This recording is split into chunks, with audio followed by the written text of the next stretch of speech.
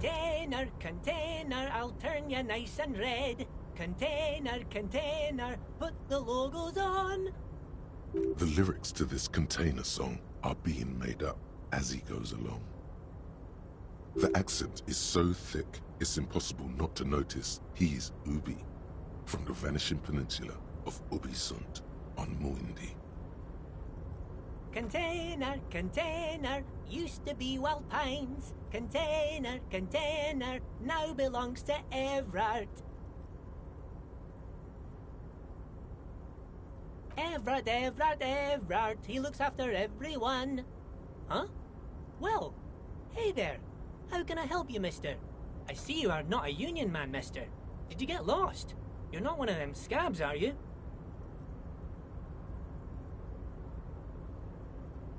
I mean, I don't personally mind.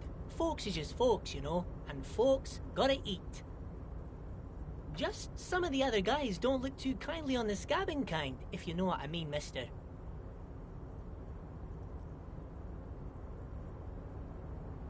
Oh, you want Mr. Everard then? He's an awfully nice fellow, he is. Him and his brother are both nice fellows. They've lived their entire lives in this here neighbourhood. Guys like Mr. Everard and Mr. Edgar, his brother, are real good guys. Made Martinez what it is today. Mr. Everard and Mr. Edgar and I went to the same school, we did, when we were boys. Oh, Mr. Everard is usually in his office, of course. But you gotta be quick if you want to see him. He leaves around 10 p.m.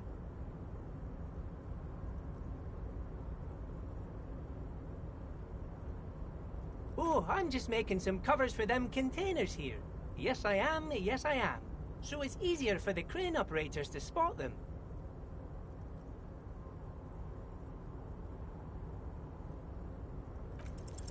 The containers in the yard are green in Wild Pine's livery, and the mountains rising behind Leo is all red in Union colors. It's like some red infection was spreading outwards from the container yard's core. There appear to be cisterns underneath the Union container covers. Oh, I don't know, mister. They say it's some chemicals. Most of them have labels on them, I think.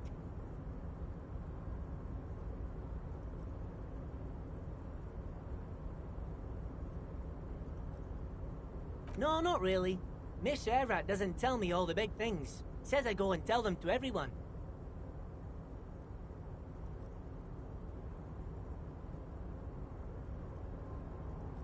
Yes, they are hiding it from the inside.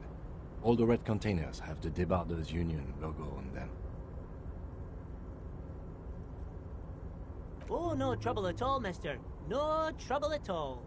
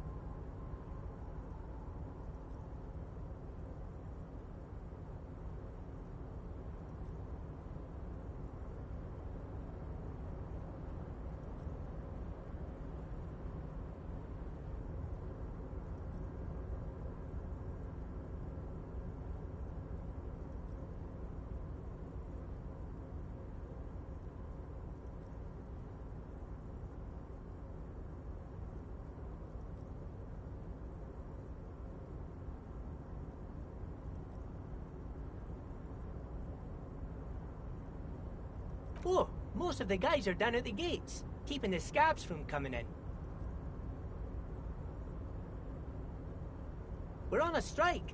The whole union is. You don't have to work when you're on strike. Ha! We haven't worked for 2 months now. So no one is working? Not everyone is down there, of course. Mr. Everard is in his office, where he always is. And Jean-Luc is guarding the gate. But Titus and his boys got into some drunken trouble and Everard sent them on a nice vacation. For a week or so.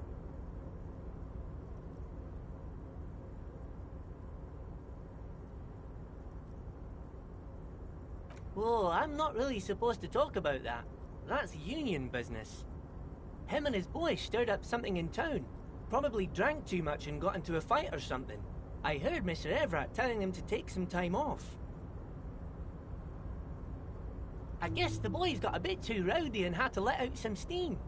I don't really know the details. That's just how boys are, you know.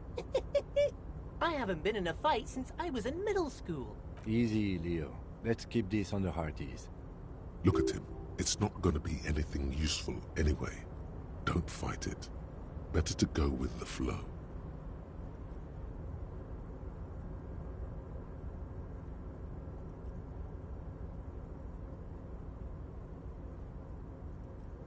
Too late. Leo's mouth is still moving, and the words are spewing forth. Words, words, and look, even more words. This guy could go on till the end of days. Now he's talking about some drunk sawmill owner who... No, he already switched to a prized fishing rod he apparently owned at some point. You know what? Just cut in there with your questions. Bye-bye now.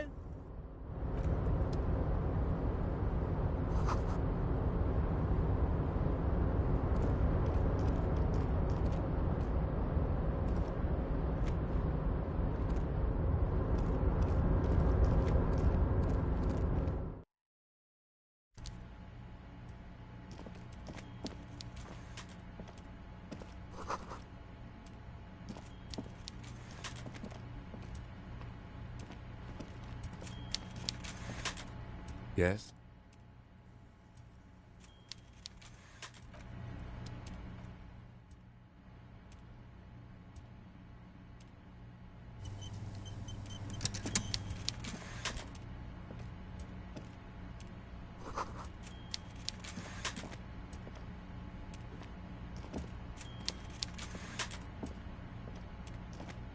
Before you is a walrus of a man seated behind a large desk.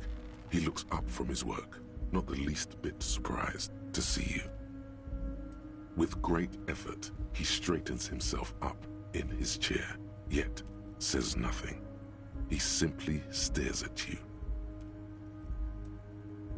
Welcome, Mr. Dubois, Mr. Kitsuragi. It's good of you two to stop by. Please, have a seat. I'm Everard Clare, head of the Debarders Union here in Martinez. I'd offer you my hand, but unfortunately my health prevents me from getting up. You understand? He looks extremely comfortable.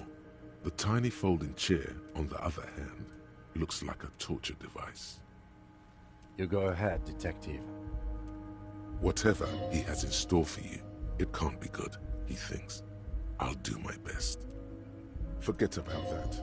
What's with this Dubois stuff? You're getting some seriously bad vibes from that name. Excellent, Mr. Dubois. I can see that you're a reasonable man, and reasonable men can be of great use to one another. So tell me, how can the head of the Debarders Union help a representative of the Revachol Citizens Militia today? The chair you're sitting on has got to be the most uncomfortable chair in the world. It's violating your backside. Oh, by the way, I heard you got a rather rude reception from a certain Lawrence Gart. Some people have no manners, it pains me to say. This should take care of that nonsense. It should be sufficient to cover your expenses for a few days and patch over your differences with a cafeteria manager. Go ahead, take it. Wow, that's 25 real. That's good money. You need it.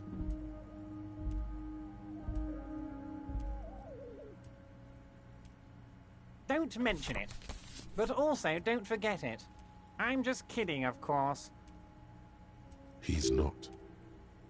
Now, I'd like to set your mind at ease about one other matter. Your lost gun. Let me assure you, Union people are on it as we speak. I've got my best hounds looking for that lost gun. His slug-like lips move, but all you hear is an echo. Lost gun, lost gun, lost gun. The world is swallowed by a black hole of fear. Only 2 words escape its gravitational pull. Lost and gun. When he said, "Don't worry," he actually meant, be very worried. I know everything, Harry. Right now, I know that you're worried. Don't be worried. Everything's going to be all right. It's not like you left it loaded. You didn't lose a loaded gun. Local children aren't out there playing with it right now, pointing it into their own mouths. It's in a safe place. I just know it. I have a feeling everything's going to be all right. It was loaded. There were 2 bullets in it. You always keep at least 2 barrels loaded.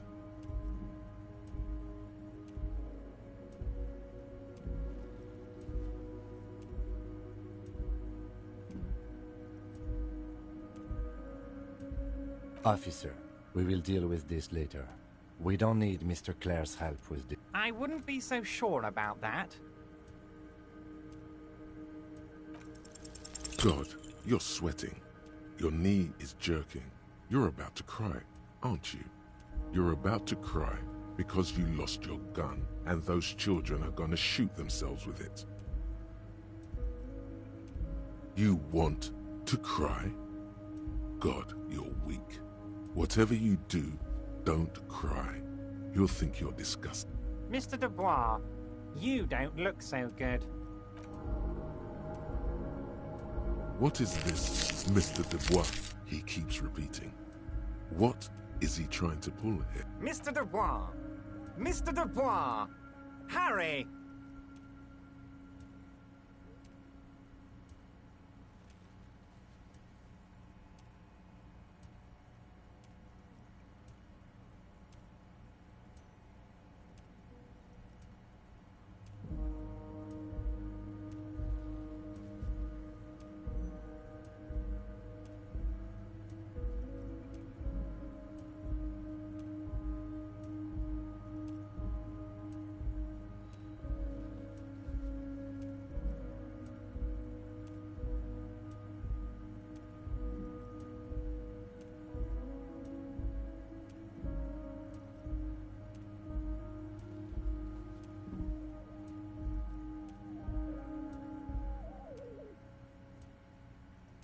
Mr. Dubois, are you okay?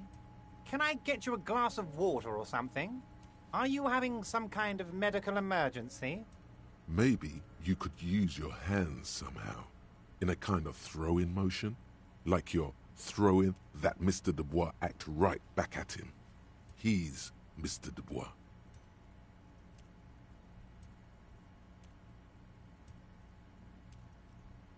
What an odd demonstration of... you got me, Harry. I don't even know what. As entertaining as it was, I'm afraid we're wasting our time. And I'm an extremely busy man, as I'm sure you are too.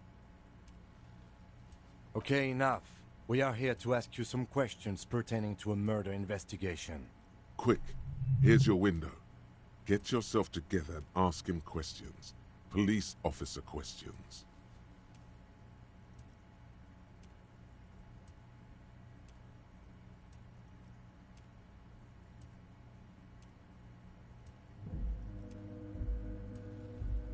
Oh, of course. That's your main thing here. That's why you're in Martinez. I know everything that goes on around here, and I would love to discuss it with you. I mean, it's no secret that the lynching is connected to the strike. So much to talk about. Honestly, it's been weighing on me so heavily. I understand you need to interview me. But there's a thing that's been keeping me up at night. I want to talk about the hanging. I mean, if we could just calmly talk, exchange information, we could blow this thing wide open.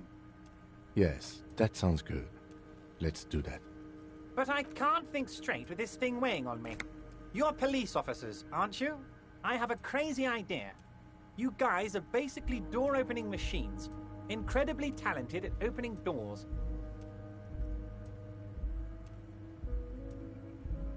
I'm not sure I understand. If you're asking us to break down someone's door, it's not going to happen. Come now. I just need you to go open a little door for me and leave it unlocked. A simple thing. Absolutely nothing shady about it.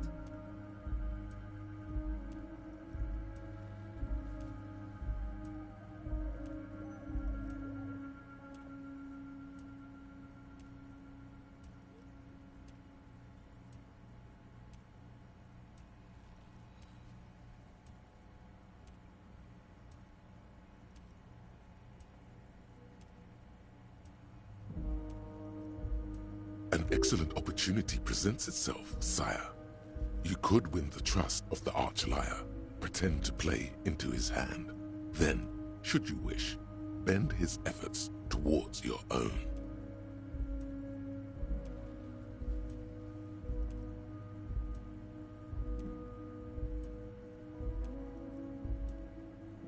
Oh, no one's. It's just a weasel. A weasel lives there. Nothing for you to worry about. A loud blabbering weasel. When weasels feel no one is watching, they start acting foolishly. Just go there, unlock the door, and leave it open. It's been such a burden on me, Harry. I just want this to be over so I can discuss business with you. Harry, I'm a very busy man, and more importantly, I don't have that extraordinary physique you do. You look like you could run around all day. You want to send someone a message that the police are working for you. I repeat, I'm a very, very busy man, Mr. Kitsuragi, and therefore I must occasionally enlist outside help. So what will it be, Harry?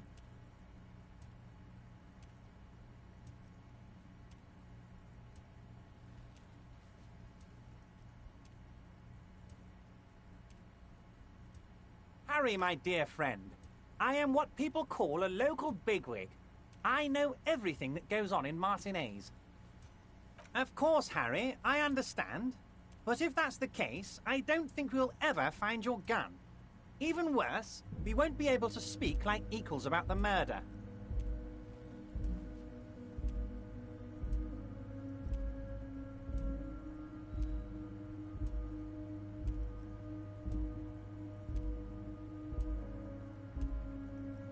Perhaps this was just bad timing for you. Know that you can always come back to me. I really hope you do. For your sake, my sake, and for your gun's sake too. Yes, we both understand what you meant.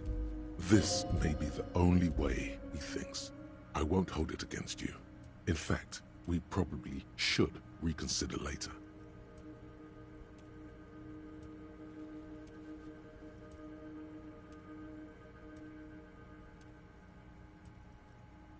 A fantastic change of heart, Harry. Go talk to Magnan. And just like that, it's happening. Just open one little door. You don't need to go in or anything. I just want that weasel to come home and see the unlocked door. That's it. Anything else we should discuss? Yes, your lost gun. My best men are on it. They're turning every stone, searching every playground, asking kids, grandmas, everyone. Your gun will be found, Harry. Let me assure you of that. It's just a matter of time and effort. The only way to find it seems to be working with him. He might even be holding your gun hostage.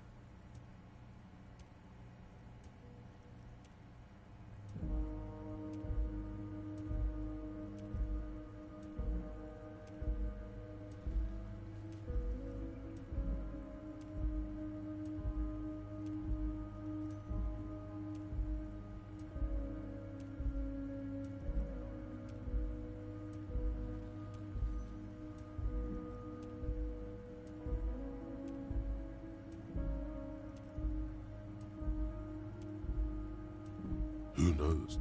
Only one thing is certain. If you work with him, you're going to get it back. And working with him might... Yes, thank you for the hot tip regarding your lost gun, Harry. My men have indeed factored in that you pawned it. Now please, let the professionals do their job. Kick back, Harry, relax. I have great guys on this. You focus on what's important. Building our relationship for the good of Martinez. It did not come as a surprise to him. He might actually not be bullshitting.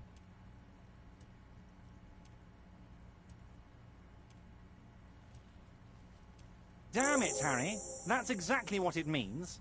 I'm only kidding, of course. Of course. I understand. We help you, you help us.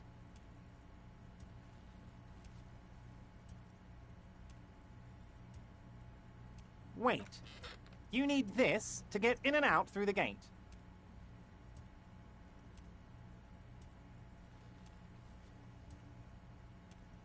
Here, you're one of us now. A real red and white Union man. Take care, Harry.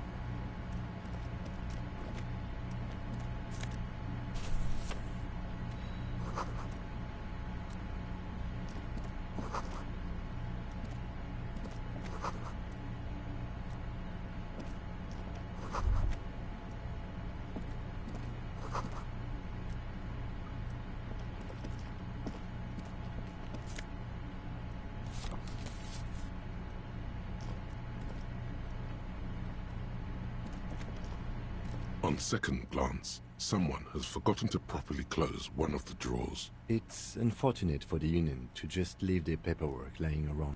The drawer opens smoothly. Inside is a well-organized selection of brown folders. Hundreds of documents containing logistical data. Two kinds of transactions stand out. Materials coming into Revachol from the outside world, from Mui, and the same materials being handed over to companies inside Revachol. Couron, Coal City, La Delta, and Jamrock are listed. It's hard to make sense of this thicket of company names, dates, quantities, and percentages. You try to focus, but the lines are getting blurry.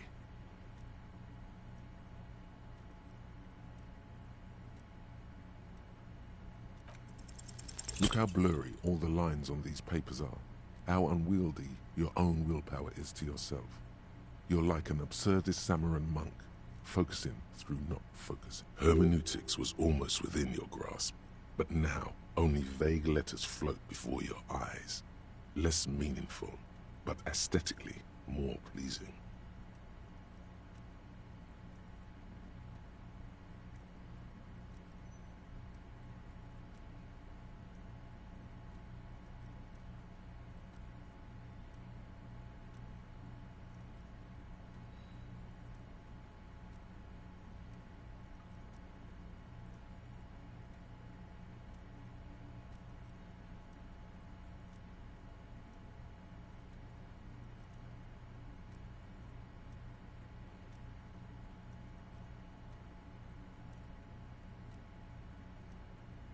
You're a police officer, not a spiritual healer. You can focus the normal way by turning your attention to something and not letting... Is that what you're doing with those photos over there?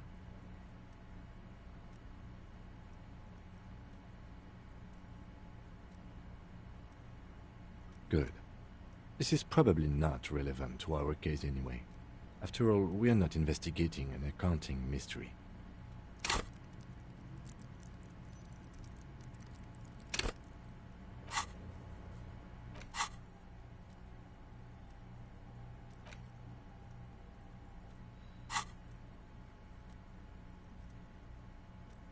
The drawer slides shut.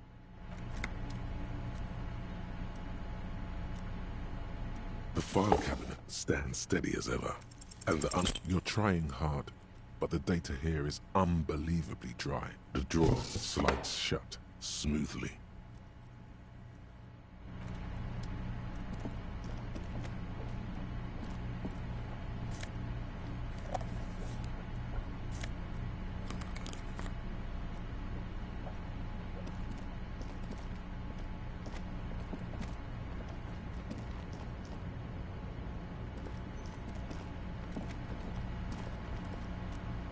An imposing combination of a punch clock and a payphone is looking down at you from the wall.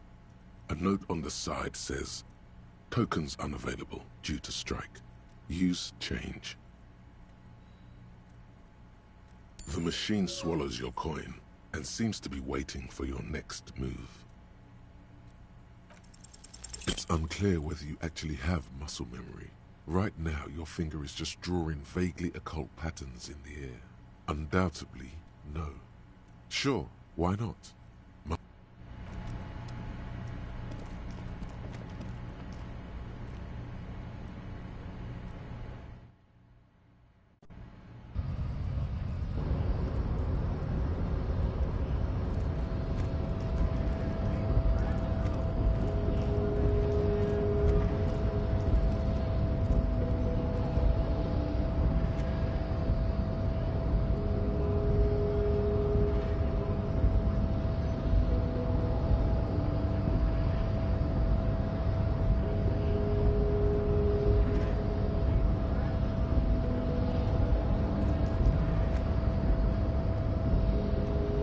The unpromising race pupil returns.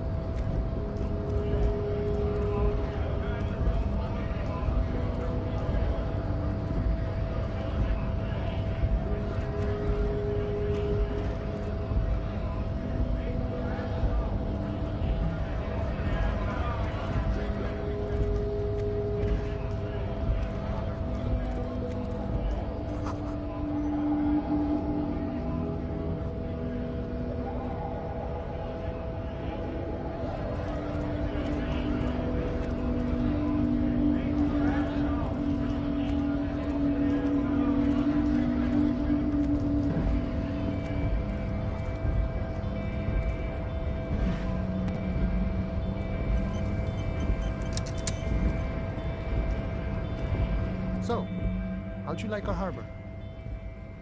You've been in there, he means. Talked to the boss man too, probably.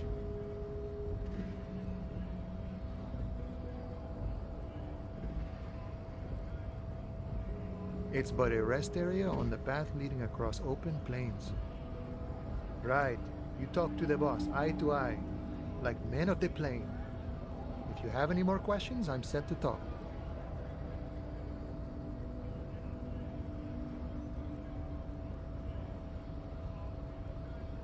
A key, huh? What door is this key supposed to open?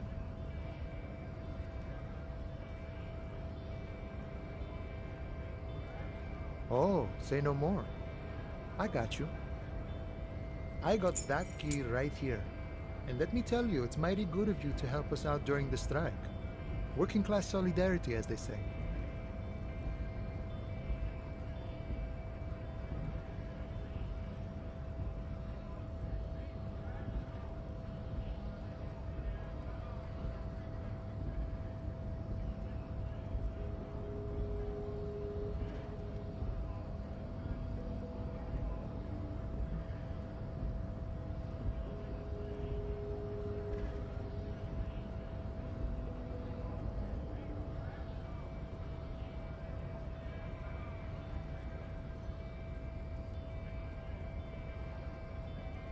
Polar weasel?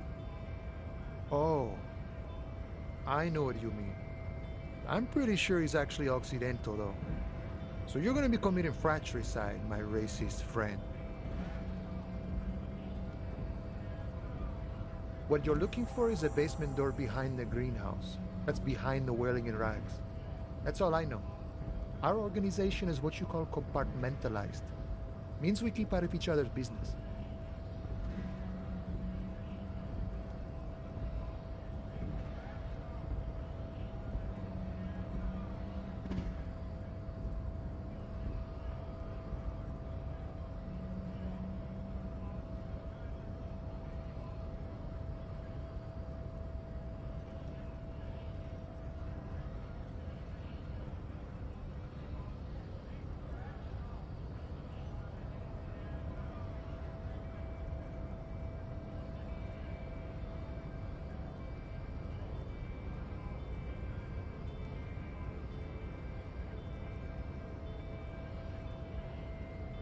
Okay, but where did you get the key from? The janitor gave it to me. Nice fella. We talked about life and things that really, truly matter. None of this mess we're in. This jiving and juggling. What's it for? To feed our children, I guess. I'm more of a philosophical dock worker. I like to talk about the big picture stuff. Who I am, who you are, what we are fighting for. He means he's not going to tell you, cause he doesn't know. But he will shoot his mouth off with you now that you're working for Everard. The mercenary, eh? Who could have killed him? That's indeed the question. Why even do such a thing?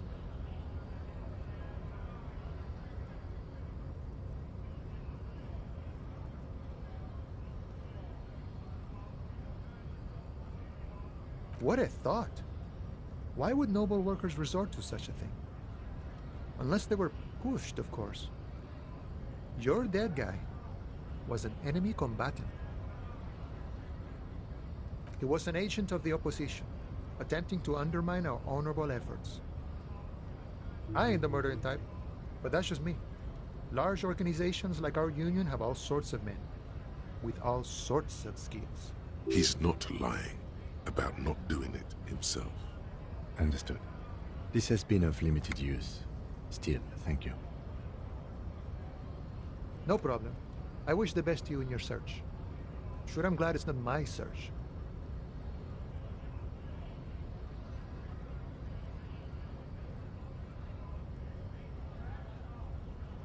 We're negotiating our share. Aye.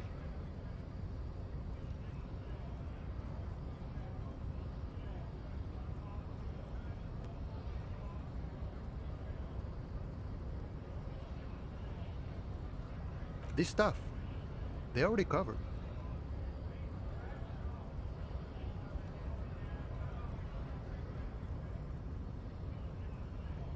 Never grateful. Were we ever grateful, we'd have nothing. You fight for every piece. All of it. However, right now we want all the harbor workers to be on the company's board, so they could take part in the decision-making process. This seditious talk sounds like communism. Just so we're on the same page, communism is basically wanting to kill the rich people or deporting them to a labor camp in southeast Grad. But don't say that out loud if you're a communist. I think it's best you make up your own mind now that you've met him. In my eyes, he is a capable organizer and a decent businessman. I guess you kind of get to be the village chief. He oversees the harbor, makes deals with the owners or other relevant parties, watches out for his own. By that, you mean corruption? By heavens, why would he not be corrupt? We live in a harsh and disordered world, see? And in this world, the old man is corrupt for our benefit, and we know it. Appreciate it even. He is, personally, not too lavish. He is reasonably lavish, sure. That's his prerogative. It's not like you want a saintly demeanor on a corrupt motherfucker. That would be a manipulative illusion. Besides, there are no non-corrupt systems in the world anyway, and moralism is the most corrupt of them all. This man has political theory, and it has not failed him today. No. I don't think I'm a communist. Seeing something of value and saying I want it all to myself is a much older and simpler notion. No science to it at all. Even a weak child can think it. The only things holding someone back are I can't and I shouldn't.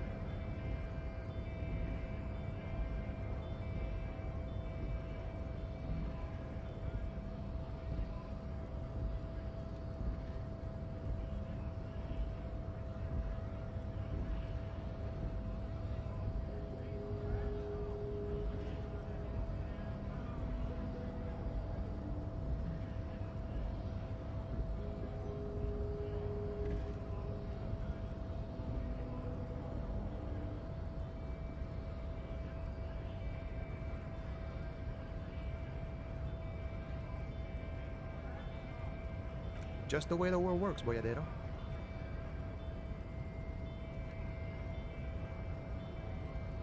Sure, I've had the necessary free time.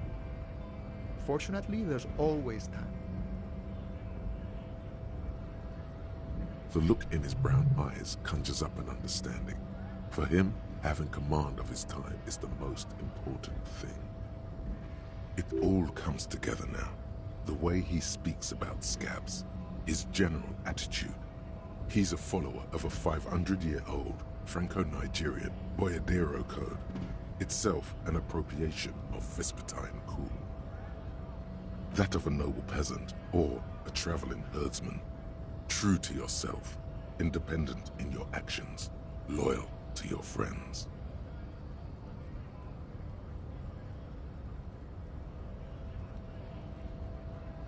No. No. The man sits on the railing, his hands reaching far and wide, yet it feels as if he could effortlessly go even wider, if need be.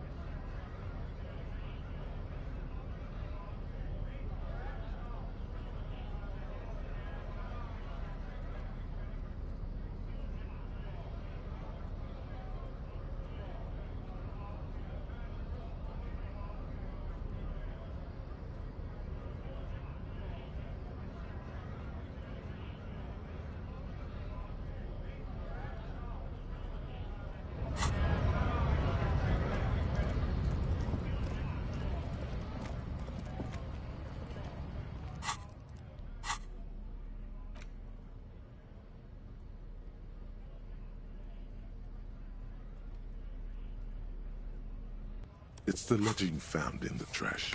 A pitiful cabbage of white and yellow papers hanging from plastic board, barely held together by a metal clip.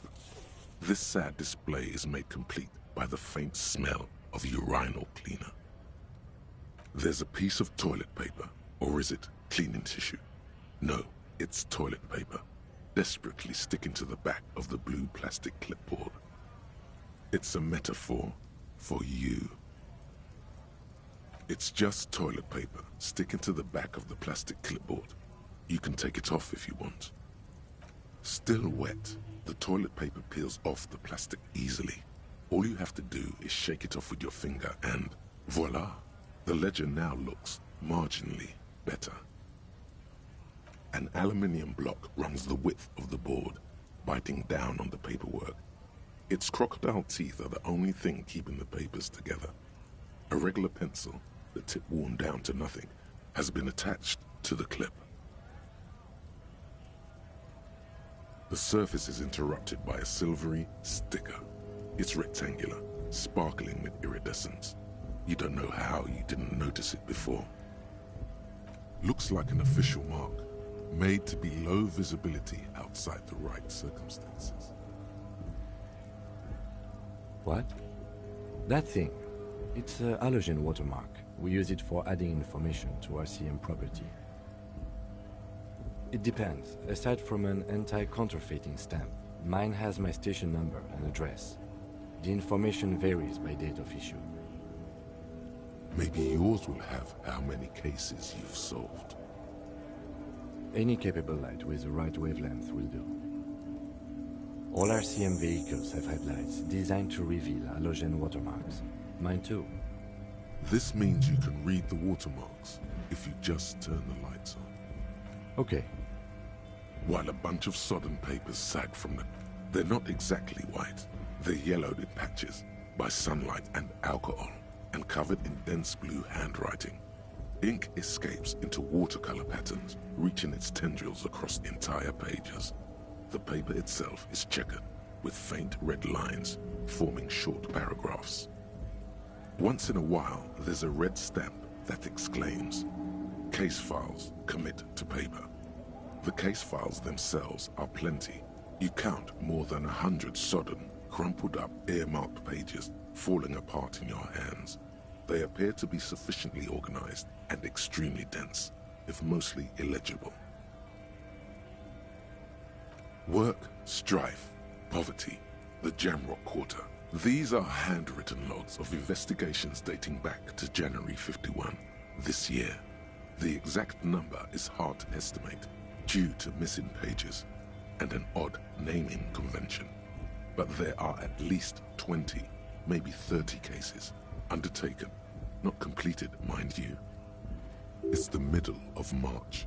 You have attempted 2 cases a week on average. What do you mean? Is that all? The notebook is annual. It says 51 on what remains of its cover. A molten strap of cardboard. Everything prior to this must have belonged to a previous volume. In short, there was more. Huh? 2 complex cases to undertake is a lot, yes. You really have to push yourself. I would not suggest it, lest you start making mistakes.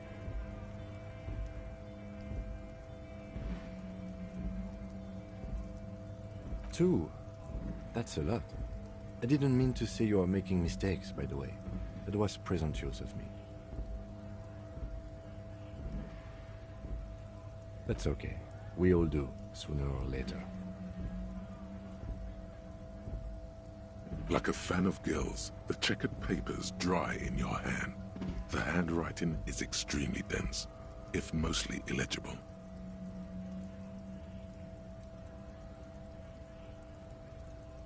Yes, it appears you employ a, shall we say, robust yet literary system. Each investigation has its case number written on the margins. Yet, still more tellingly, most are accompanied by a name. A title, one might say even. One that draws inspiration from snoop fiction and vespertine cop show staples.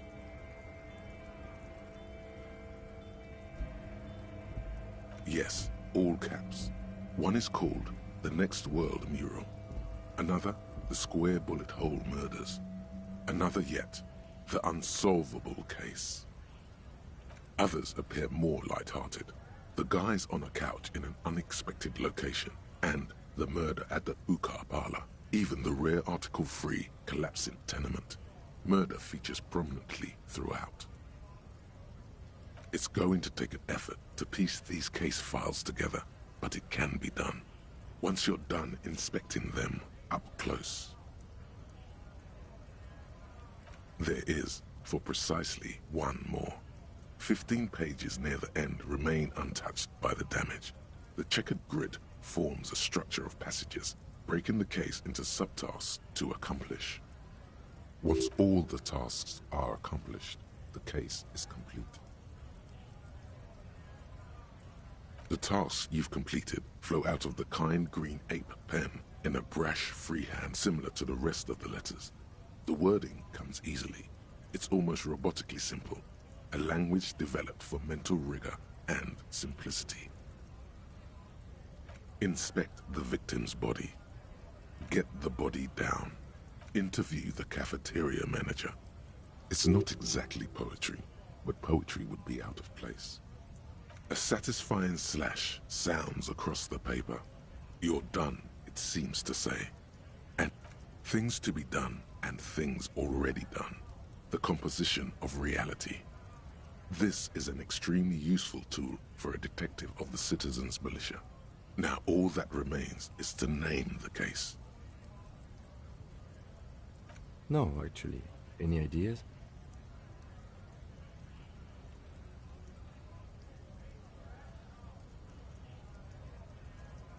Great. That's great. That's actually what I was thinking too. The Hanged Man. Good, strong name. We have a very good name for the case now. I'm going to start calling it the Hanged Man.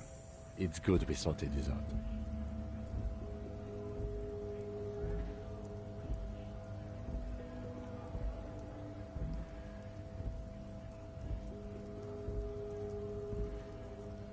You don't exactly close them, so much as distance yourself from the smelly papers. They're a little further from your nose now. Yes, you can piece them together using the alphanumeric code on the margin. It always begins with HDB41, then date of initialization and time of arrival on the scene, followed by the title. For example, HDB 41120111700, the next world mural. It takes about half an hour to piece one together, using the system you've devised. Where do you want to start?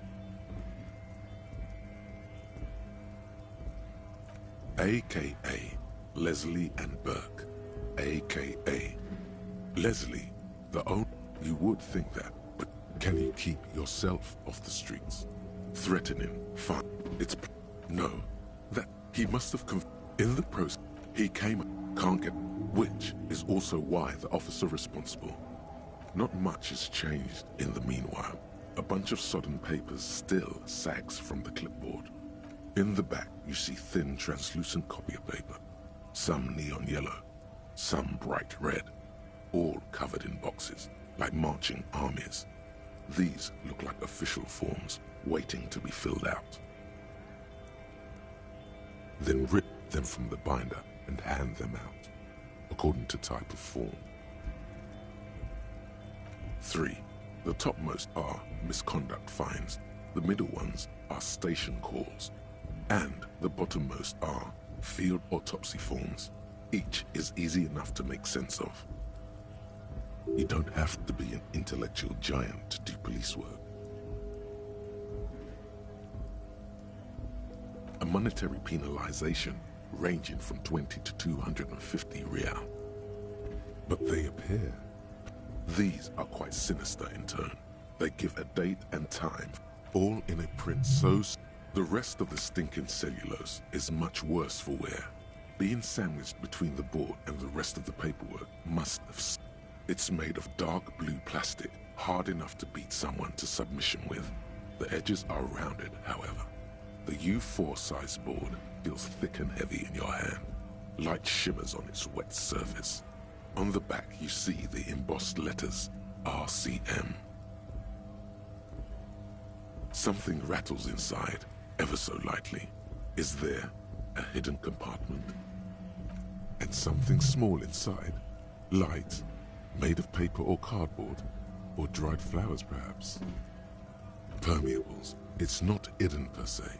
The compartment is made for permeable materials that would get damaged if something happened to it.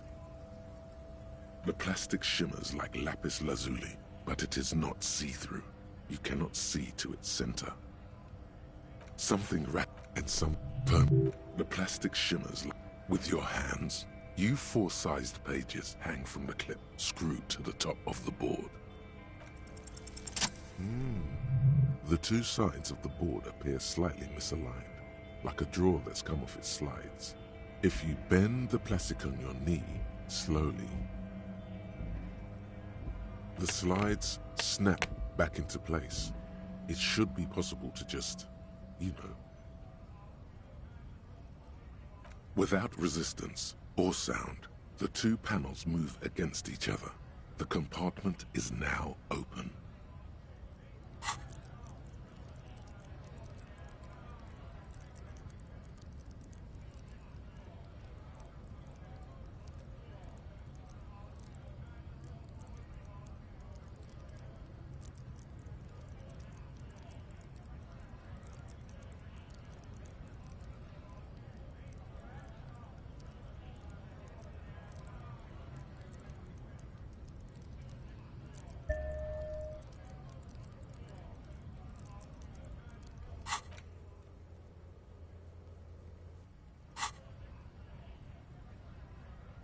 Two ticket stubs and a handmade postcard.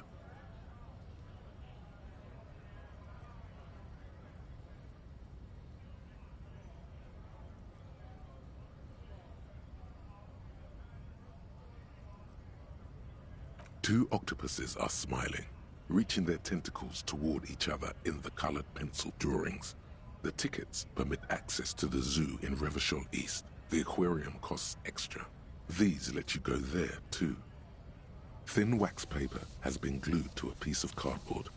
Sounds like leaves rustling when you pick it up. You see violet flowers, floral patterns, patches of glue. It smells of chewing gum, apricot flavored. Exactly like the gum wrapper you found. The same brand of chewing gum. Familiar handwriting lines the inside of the card. Looped, round letters in a woman's hand. A young woman in her 20s. There is care, effort, and a smile, you think.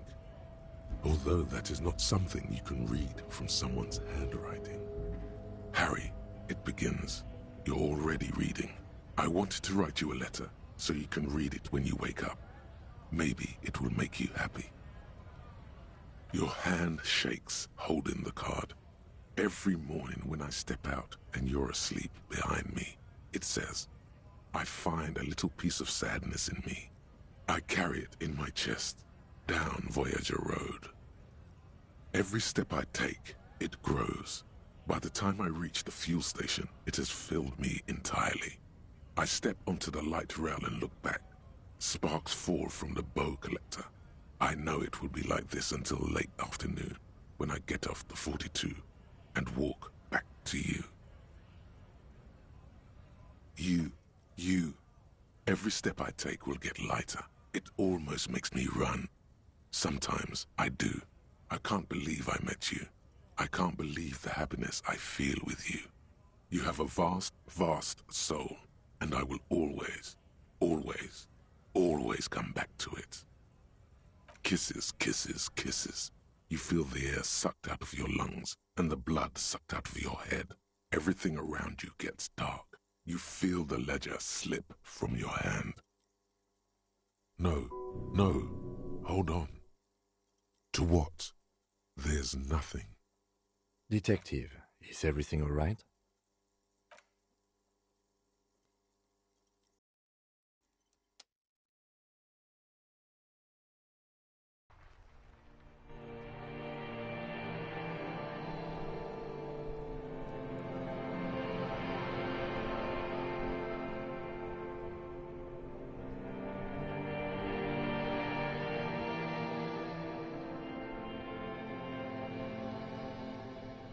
There is nothing.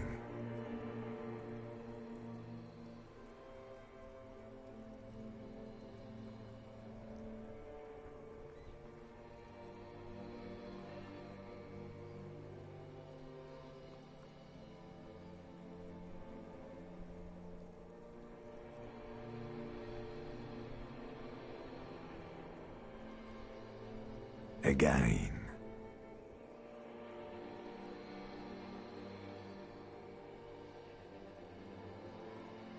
Nothing said, brother. No treachery, just blackout.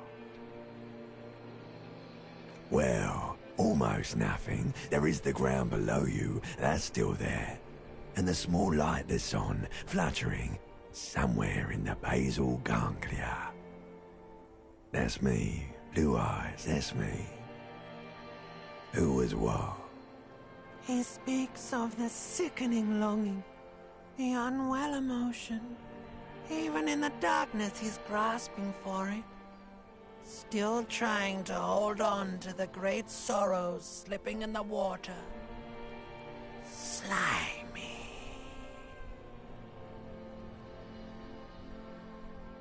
Here in the paleo-mammalian cortex, we call it the shadow. Because it's always there. Tell him. Tell him. Ah, yes. In the olfactory system, they call it the apricot chewing gum scented one. It's unhealthy of them to linger on it so.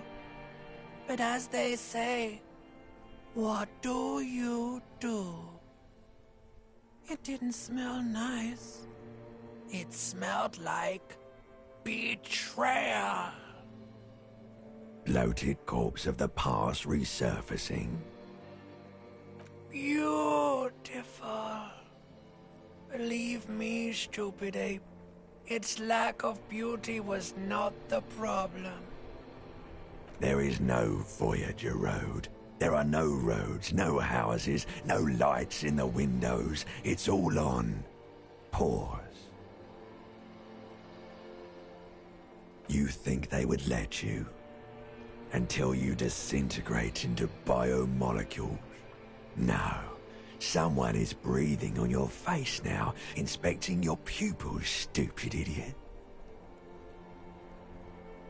Yes, they're pouring something on you.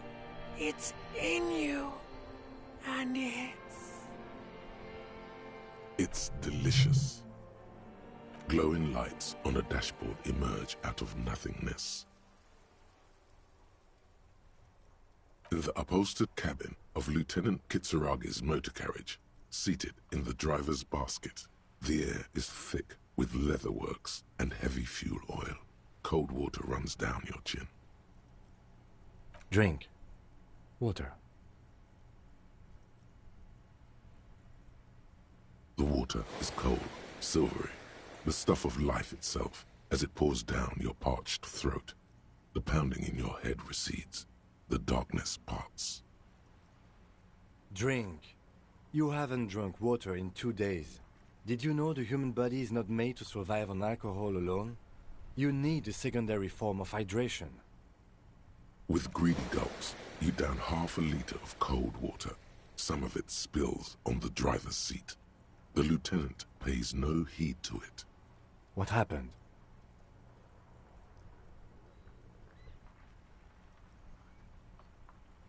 You were reading your paperwork. Then you passed out. I carried you to my kinema to take you to a hospital. Then you came to. 10 minutes, maybe.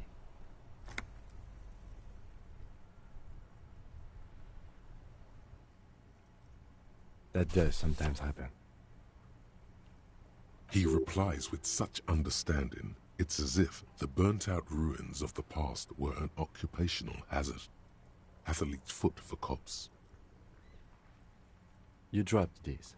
Are you okay to proceed?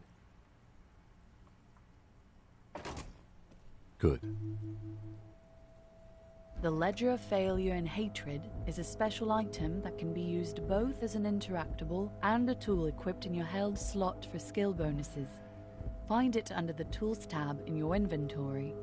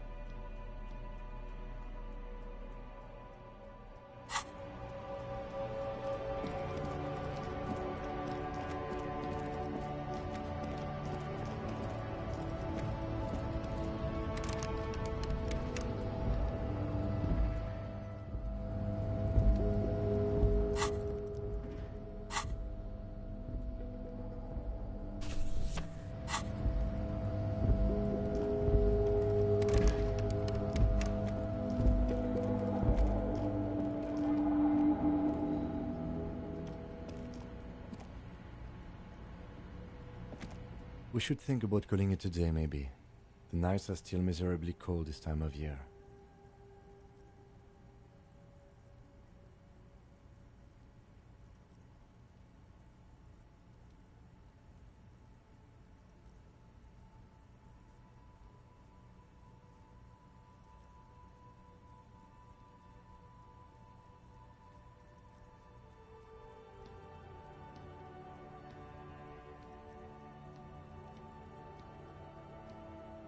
You should take care of that, then.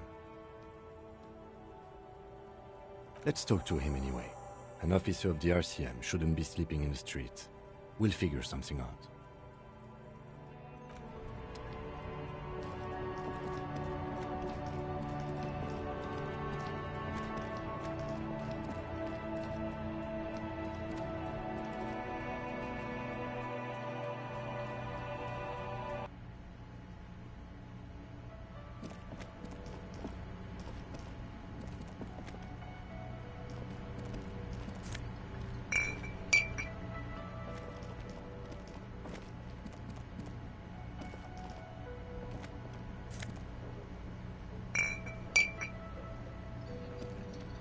Can I help you?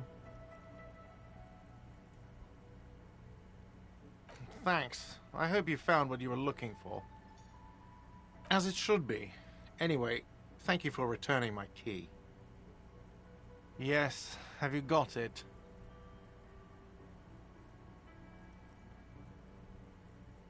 Does that arrangement include you paying me what we already agreed you owe me?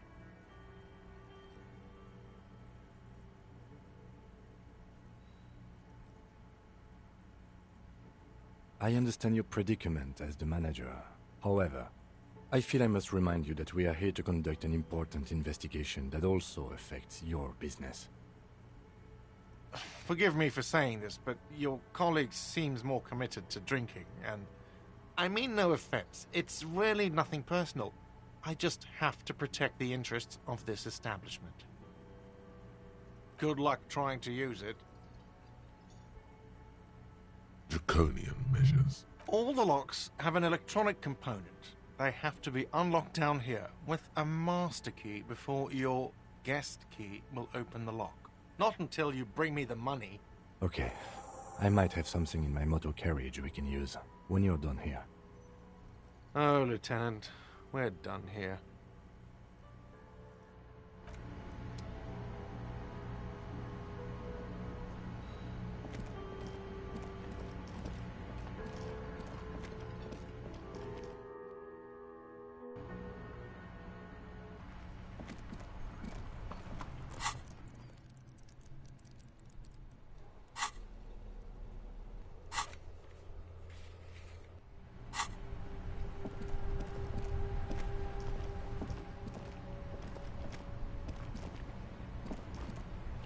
Inside, you see a set of steering levers, a radio microphone, a pull-out toolbox. I have something here we could sell. Look in the back, in the suspect transport enclosure. Transport enclosure? Regular people just call it the cage.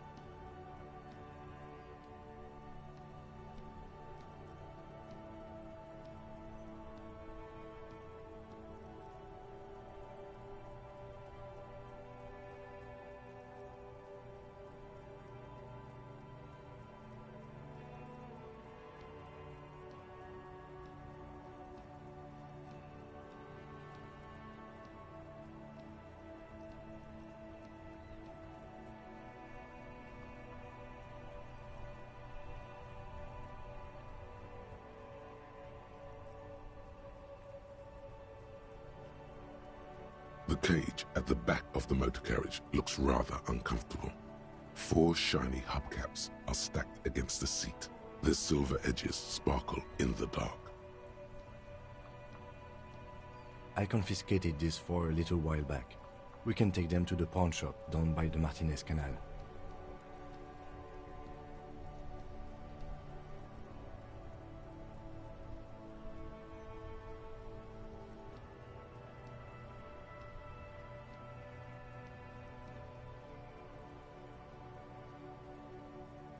The lieutenant nods as you take the spinners.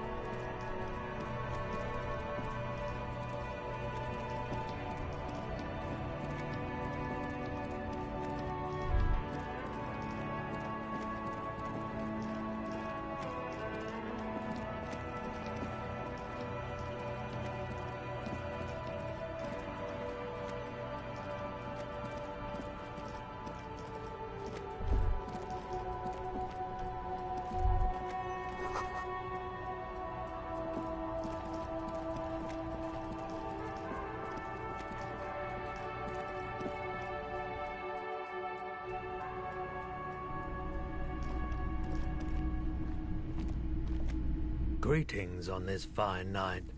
What brings you here? The pawn shop is always open.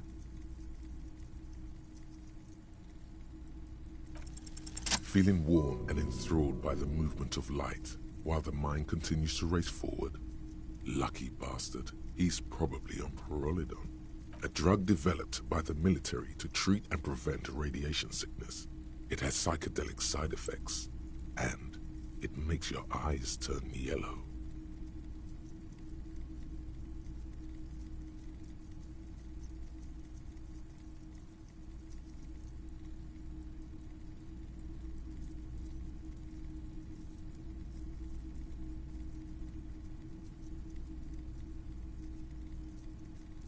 Why on earth?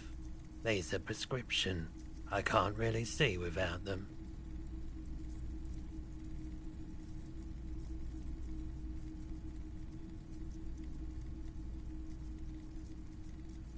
Prolidon is just something you know, since the People's Power disaster.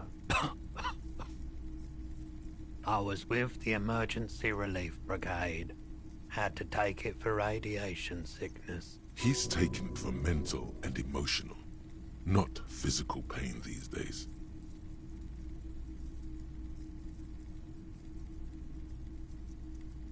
There's a reason why everyone's tried to forget any of it ever happened, and why no one has tried to repair or replace the pile. So much disappointment, and early death. Cancer mostly. And we knew all that was coming even as we were cleaning up as best we could. No one's. Everyone's. So much bitterness. A bunch of poor people built themselves a primitive nuclear reactor, hoping for the best. What do you think is going to happen? A bad idea. Some poor leftist built a particle decay generator in hopes of bringing affordable electricity to underserved communities. It malfunctioned. Radioactive waste everywhere. Probably some of it in you too. The People's Pile was a Type U particle decay generator that failed immediately after entering service, releasing radioactive waste into River Esperance. An emergency valve defect resulted in steam pressure blowing the turbine, taking the fuel containment vessel up in the explosion. Both the faulty design and lack of finances contributed to the catastrophe. We were an all-volunteer force, self-organized, tried to help the fire brigades contain the spill. On the patch, gamma radiation lines. I lived by the river since I was a small boy. The Esperance. Didn't have the art to let it all go to shit without trying to do something to help out. There wasn't much the volunteer force could do, however. We wasted years in the river mud. Years getting sick. The cleanup happened 15 years ago. I was young then. Later, my second aunt died. Left me this shack and all the assorted junk in it. So I came to Martinez. People told me don't go there. It's a shithole. I said, people, we just had a nuclear pile meltdown. I'm gonna get as far away from Forburg as I can. Still in the same city, but... I like the theory more than the story. Outward movement, not vortices. Yeah, you gotta get in on those vortices, my man.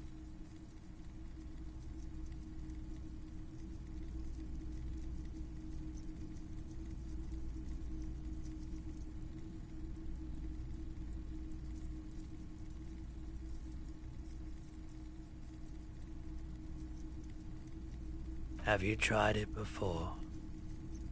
The lieutenant steps away, pretending to admire some of the knickknacks on display. Looks like he doesn't want to get involved.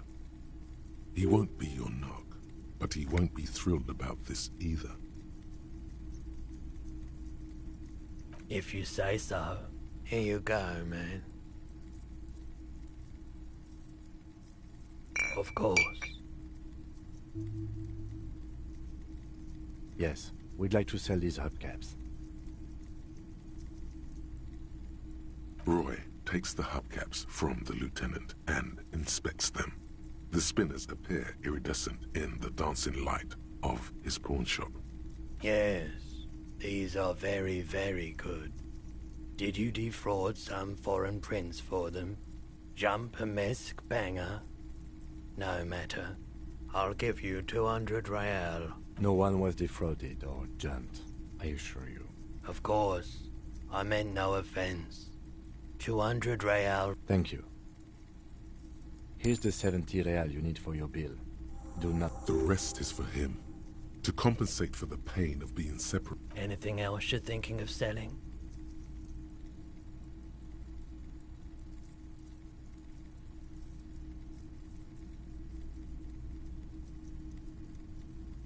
Another time, perhaps.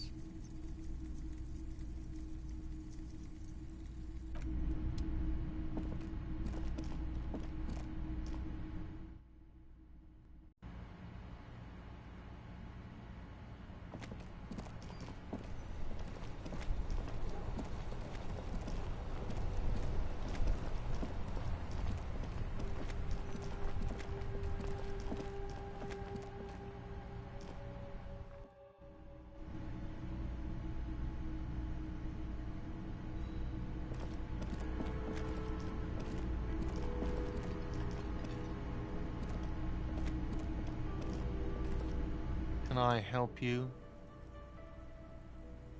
Yes, have you got it?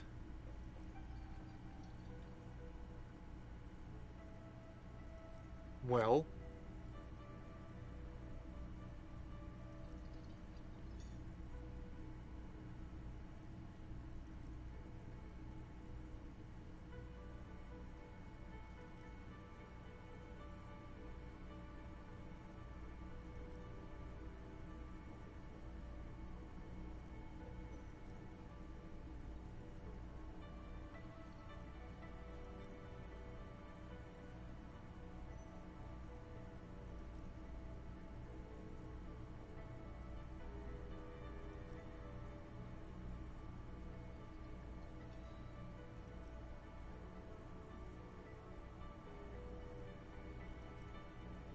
Great.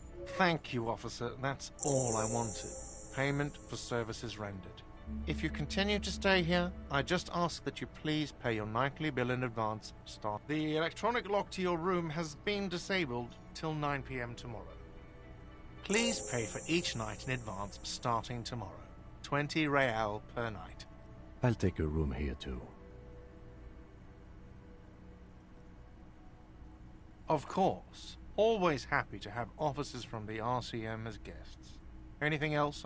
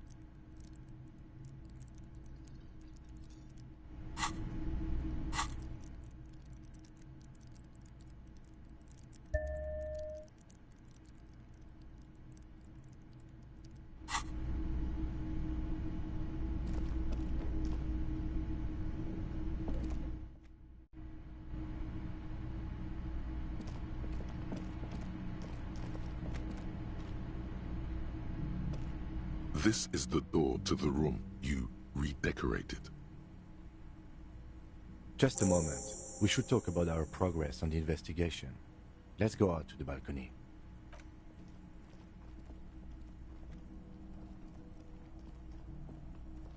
The air outside is brisk. The lieutenant is silent for a moment. He listens to the traffic hum. Then...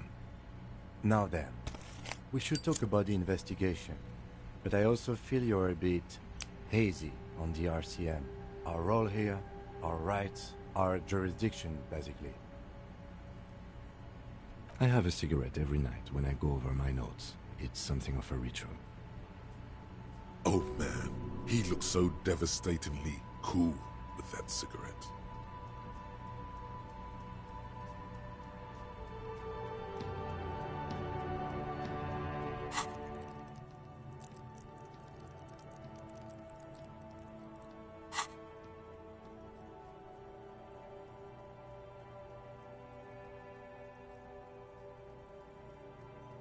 You mean this? This isn't cool. It's an unnecessary trial of will, and unhealthy. Yet, were he to quit, he would lose the cool factor. This man relishes his cool quite a bit below it all. Yes, it's been a long and eventful day.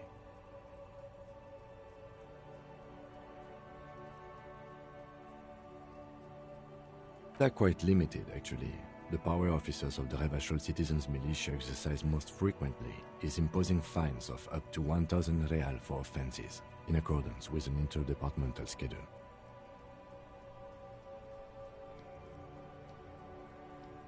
Yes, although indirectly, as citizens can always request records from their local station. Officers of the RCM have been known to take bribes of less than the prescribed fine amount. It undermines trust in the RCM. We can arrest people, of course, but rather than bringing someone in directly, it's preferable to serve a station call slip. It prevents confusion and overcrowding. We are permitted to use whatever force we deem necessary, even lethal. Yes, the last time was 4 years ago. He has internalized it well. It's just that, a fact. A self-contained past event. That's an improbability, perhaps even impossibility.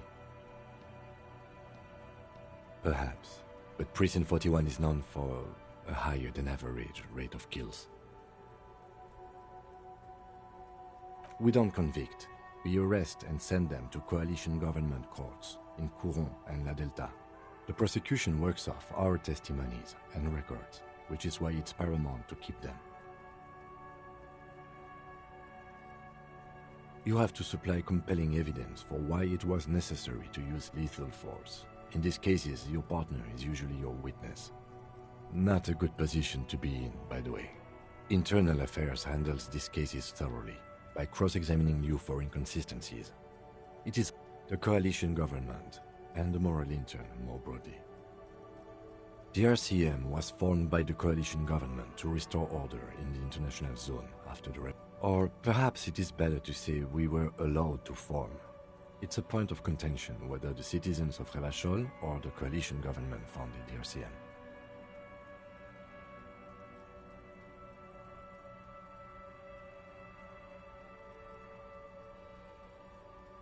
It's probably more honest, yes. Either way, the moral intern leases us the right to keep the peace in this city, and they will take it away if we misuse it. Or if they think you do.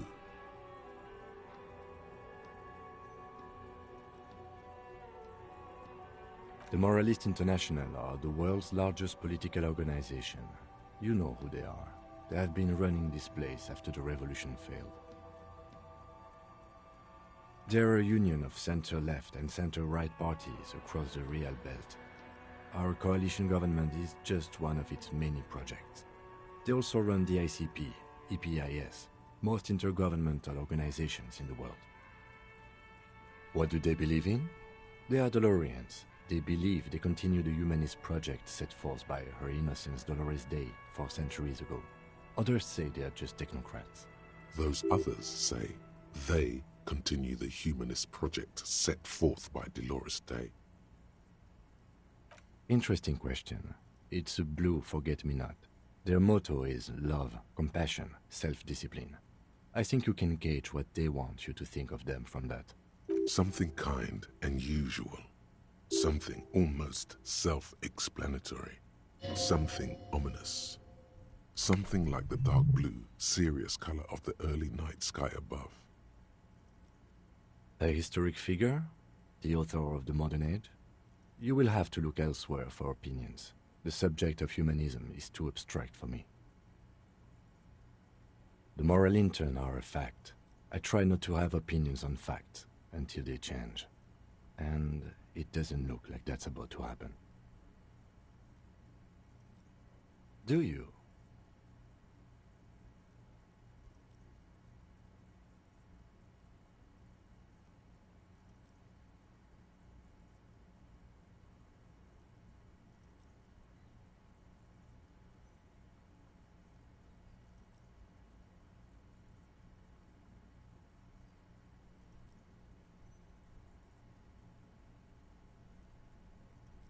We are in what is called the twilight of international law. The laws we claim to enforce come from the MI. Without them, we are simply vigilantes.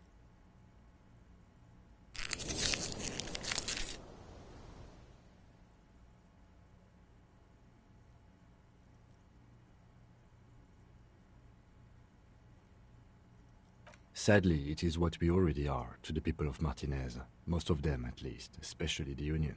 Vigilantes. I expect our job here to prove quite challenging. The lights of the orphan district are reflected in his glasses, the red and golden orbs of the motorway sliding like pearls on a string, from east to west, as Revachol commutes back to the suburbs. Tomorrow is Tuesday.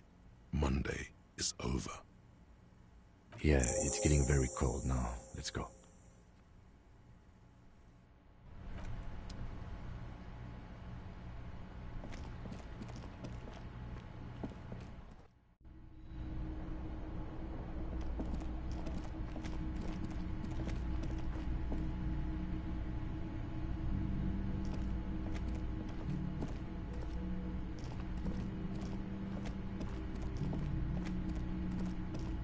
The door is closed. This door can only be...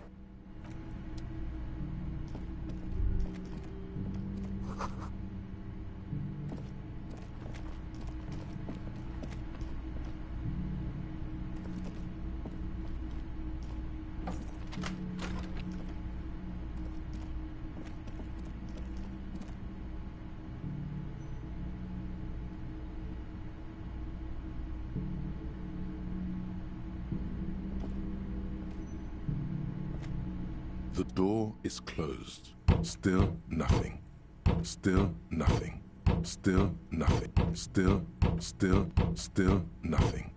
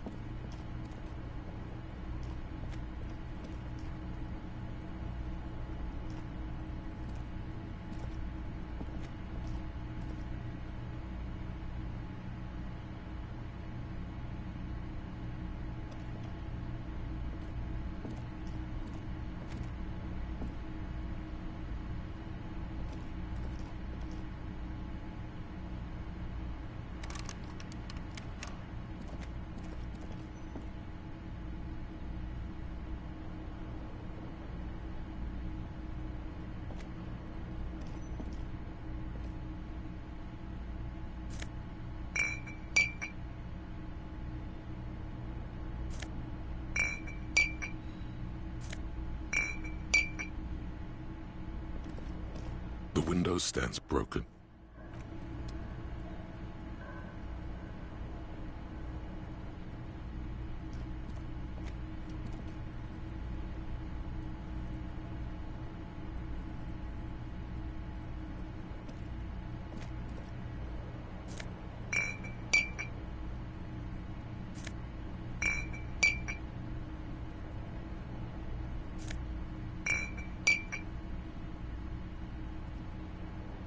bed is cold and not particularly. The option to go to sleep becomes available.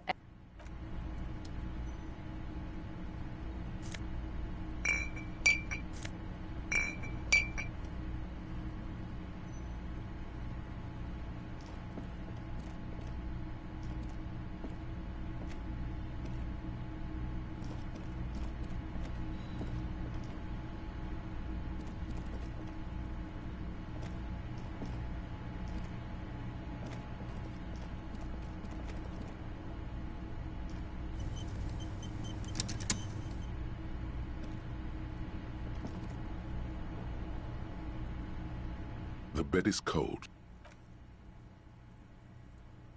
The sheets feel at once coarse and clammy against your skin.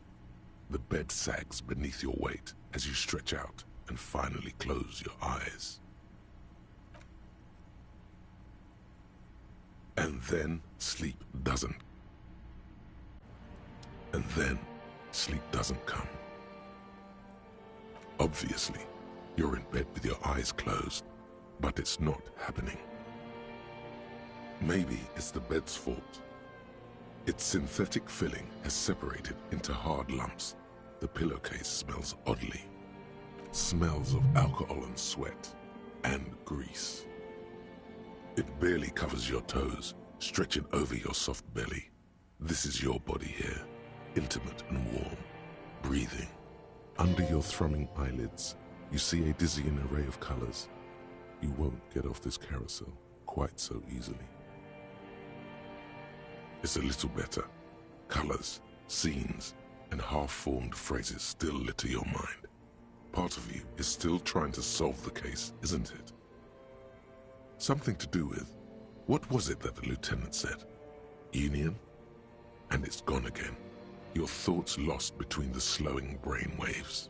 Something to do with, your breathing steadies. A great silence washes over you until your eyelids twitch in your sleep and images start forming.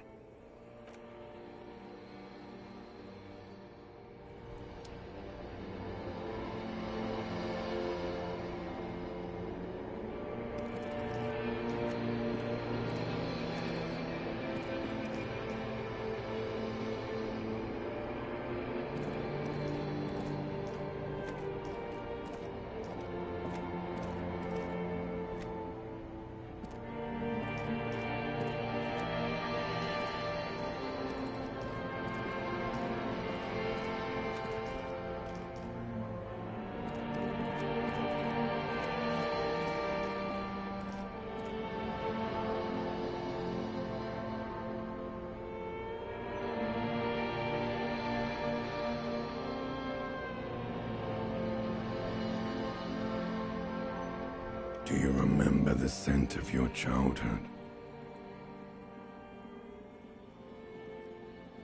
What it says on the can, Harry.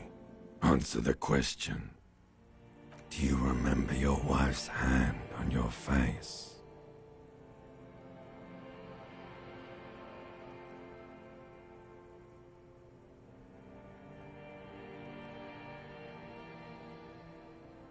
Do you remember the warmth of her thighs, between her legs and in her mouth?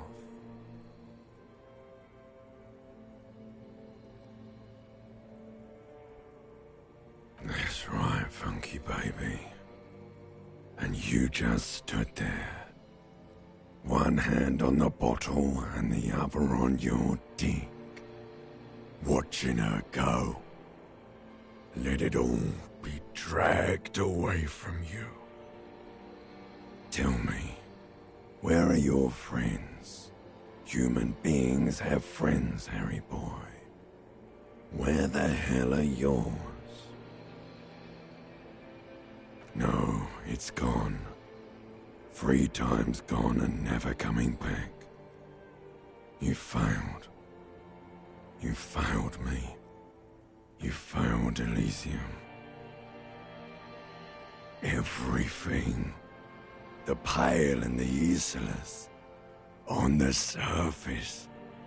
The outer magnetosphere. Burning, furious truth. 8 4,000 years of written history. You really dropped the ball, Harry. 4.6 billion people. And you failed every single one of them. You really fucked up. No, you haven't. You're just sleep-talking. And the act is wearing thin, too. The spots on the disco ball fade around you. You'll be back in those cold snakeskins in no time, sweating up the bed. Stinky boy. You're not coming back from shit, thrashing around in that high conductivity state of yours, bumping into things and acting like a clown. Who are you kidding?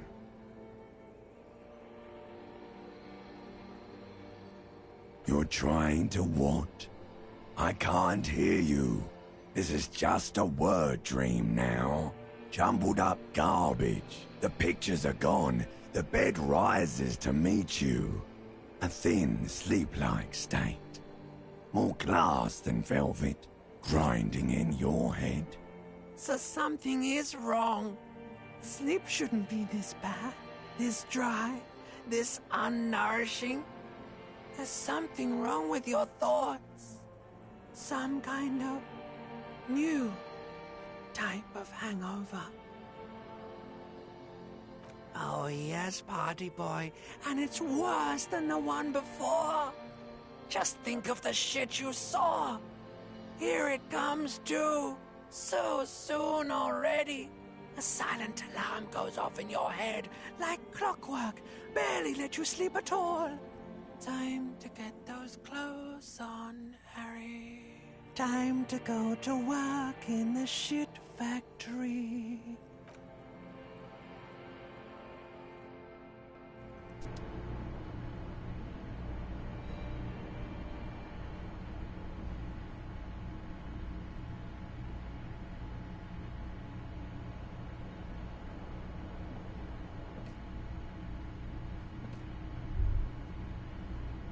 Good going, buddy.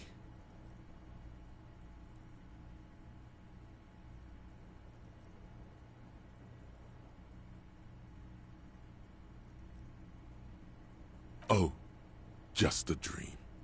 You have ones like that all the time. You feel even worse this morning than you did last night. You mean, why are you so tired? Too tired and down to even think? It is worrying, isn't it? You can't be a detective like this. Detectives need to be able to think.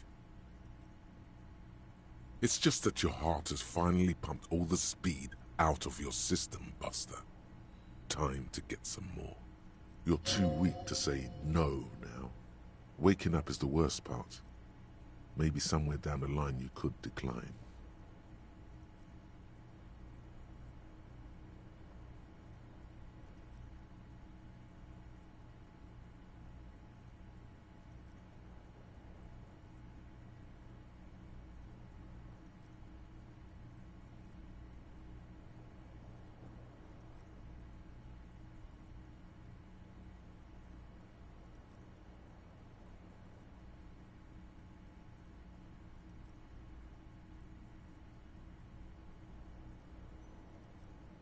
Of course, Martinez is speed central.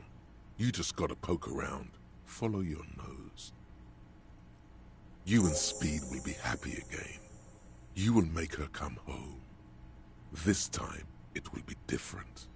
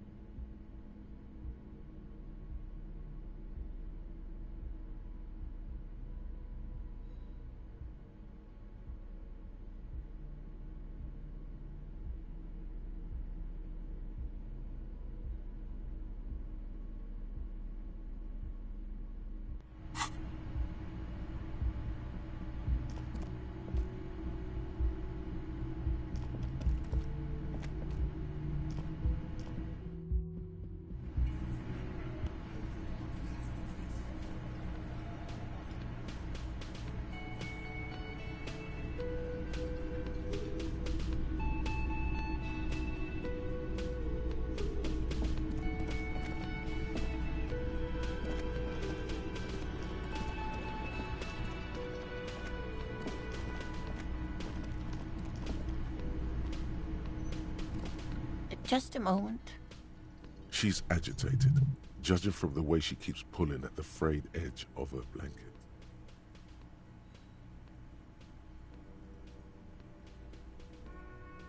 And there's no public phones nearby?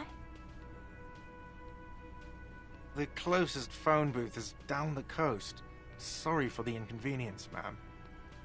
It's fine, I understand. Thank you anyway. I'm glad to see you again, dear. Please don't trouble yourself about me, sweetie. I was just hoping to make a call, but the Whirling's phone line isn't working. The union office probably has a phone, but I can't really get there, or to the phone booth down the coast. And Gary's phone is dead too. The manager was vague about it. Why would he be vague about phone problems? This is something to look into later. Ask God, maybe. To let the young woman who's house-sitting for us know that we may be delayed. Morel, my husband, and our friend Gary were supposed to get back by Monday night, but they're still missing, and I haven't heard from them. I was also hoping she'd heard from Morel.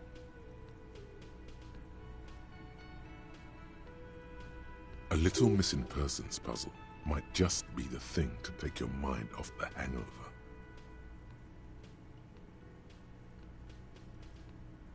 That's just it.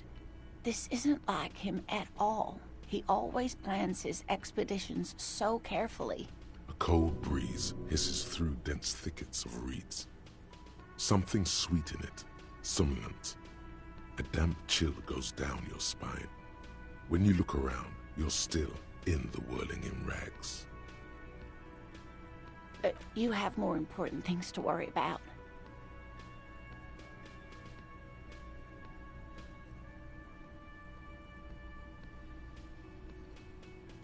Oh dear, I'm not sure where to begin. Well, his expression is slightly grumpy, but his eyes are always bright and curious, like a small boy's. And his palms are quite coarse from all the field work, but he's quite gentle.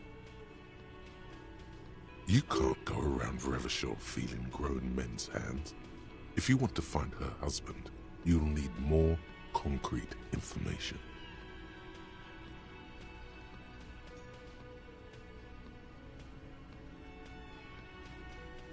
Oh, well, he's a bit shorter than you, but with a larger frame, and he has longish white hair, usually a bit uncombed. You might say wild, even. The lieutenant pulls out his notebook and begins jotting down the woman's description. One other thing, he'll likely have all kinds of field gear on him, even if he's not out in the reeds, you know, just in case. We'll be celebrating our 16th anniversary this autumn. Not the most numerically satisfying anniversary, but I like the less obvious milestones even more somehow. Via dating agency, I'm ashamed to say. I was looking to get back into the scene after recovering from my accident, and he'd just divorced. We hit it off, and, well, here we are. She's skipping over some important parts. Perhaps you'll find out more later. I hope I've been useful. Just some field work, sweetie. Morel is a highly trained scientist. He and his assistant Gary are studying an extremely rare species of insect. But they should have returned by now. They were just going down the coast across the water lock to set a few traps. He said they'd be back on Monday. What could be keeping them? The water lock. That was broken. Could this be it?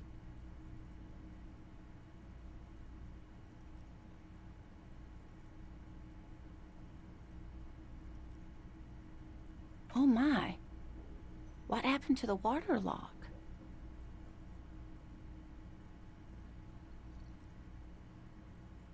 Well, whatever the cause, I'm thankful. To both of you. You've spared me another sleepless night. You're welcome, ma'am. I hate to ask, but if your investigation takes you to the other side of the coast, please do keep an eye out for my husband. This will surely lead to a cryptozoological mystery with that extremely rare insect. Yes, some left-field scientific research is exactly what you need right now. Funk up that vanilla murder investigation. And if you see him, let him know Lena is waiting for him here at the Whirling. He gets so tangled up in his work that he may not know the water lock's been repaired. And it's cold out there.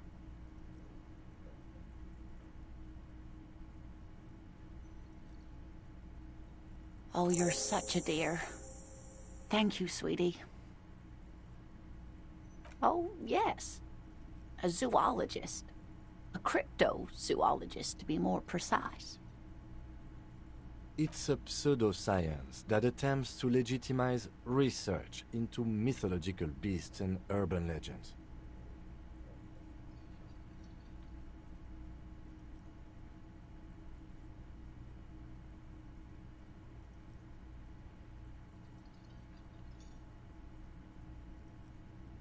That's one opinion, yes. And people are entitled to their opinions. She's used to playing off such insults casually, but they still affect her. My apologies, ma'am. I did not mean to undermine your hobby. It's not a hobby, dear. It's a subfield of zoology, one specializing in animal species that are so exceedingly rare that many assume them to be extinct or even fictitious. Searching for such species called cryptids is difficult and often thankless, and frankly, many scientists are too lazy to do it. Universities these days are rarely interested in supporting real research. The quality of research at Revacholian universities has been on the decline, but you doubt there was ever a time when cryptozoology was embraced by the academic elite. I hope you were able to pawn that old trinket.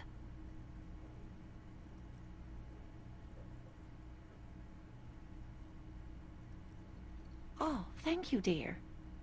I confess I am glad to see it again. Even the lieutenant seems happy with this turn of events. Now, what else, sweetie? Oh, sweetie, it's fascinating. But I shouldn't bore you with entomological minutiae. The lieutenant gives you a sideways glance. Well, it's a phasmid, technically, but... Ah, yes. Phasmatodia. A diverse group of insects whose bodies resemble twigs, leaves, that sort of thing. Ghost insects, colloquially. Oh, yeah. Here comes the interesting. Where other phasmids imitate sticks or leaves, this one's a living reed. It disguises itself among the reeds here on the Insulindian coast.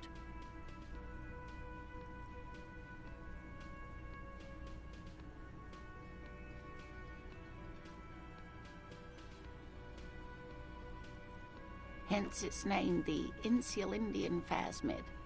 Perhaps you'll end up co-discovering the phasmid with us, officers. I knew it. We're gonna be chasing made-up insects with cryptozoologists. It's not made up, officer. I can assure you.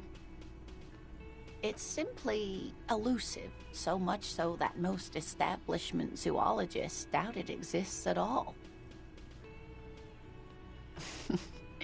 Not at all. Why else would it hide itself so carefully?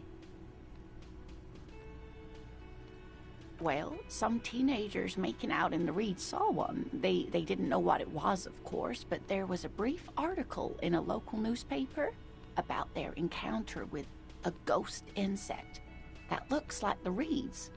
Gary sent us the clipping. Of course, most phasmid sightings turn out to be false alarms, but their description matched the Insulindian phasmid perfectly, and they didn't even know what they were looking at.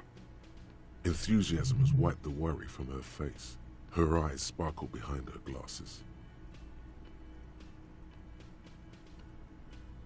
I suppose I have something of a personal connection to the Insulindian phasmid. All scientists have their little hobby horses. Oh, I doubt it. No one gets into cryptozoology for the money, sweetie.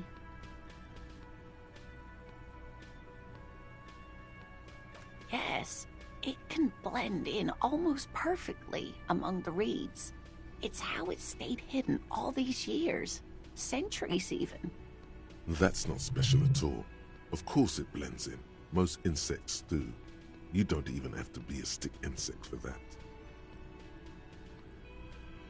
Oh dear. I'm afraid I'm not explaining this very well.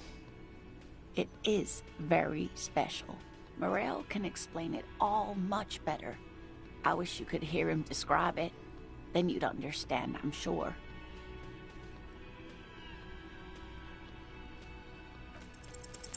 There's really no point in manipulating anyone.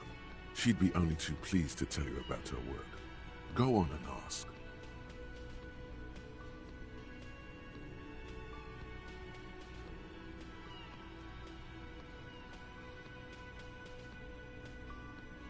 Oh, I'd be delighted. Truth be told, I could really use the company too. One cryptid, not a couple. One. This won't turn into some kind of cryptid extravaganza.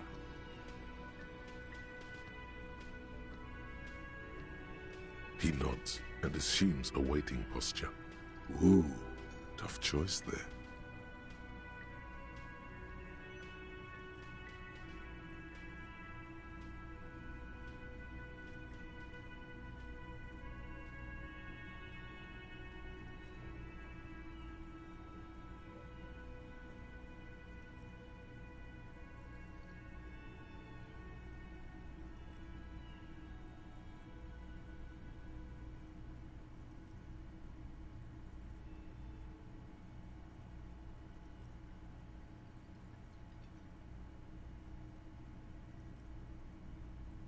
The Gnome of Jeroma.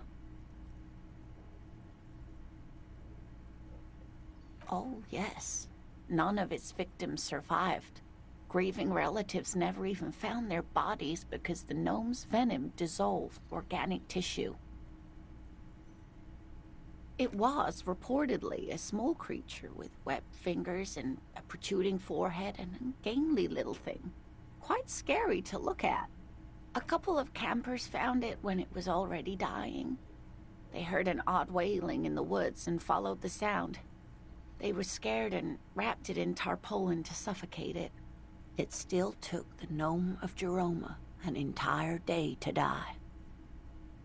If the body of the creature was found, why aren't there detailed illustrations of it in science textbooks, confirming the existence of this very little species?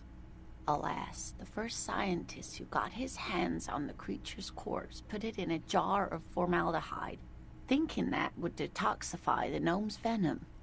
Instead, all the venom leaked out of the creature's teeth and into the surrounding liquid, dissolving the creature itself. A poetic end, perhaps, but a real loss for science. Alas, always alas, and then it was gone. Isn't that overly convenient?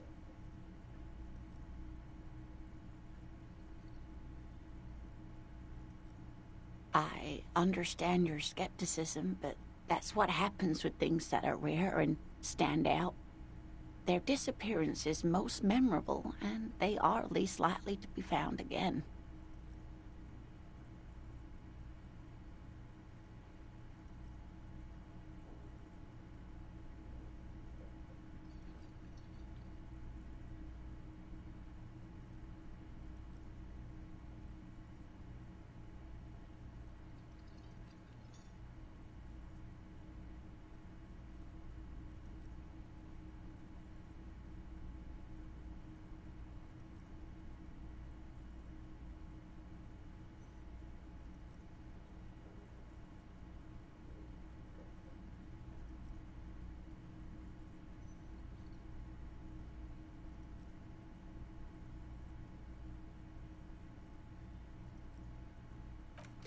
Of course, dear.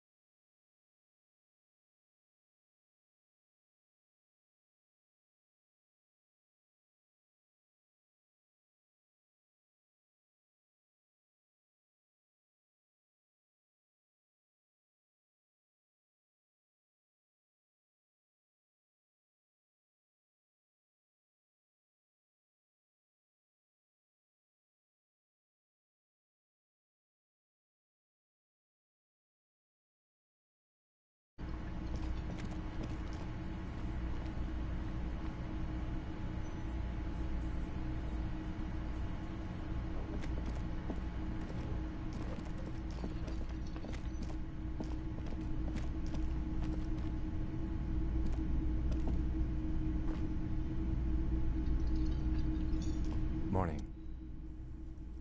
Looks like we can get to work at once. The Union muscle turned up. They look rowdy. We should talk to them.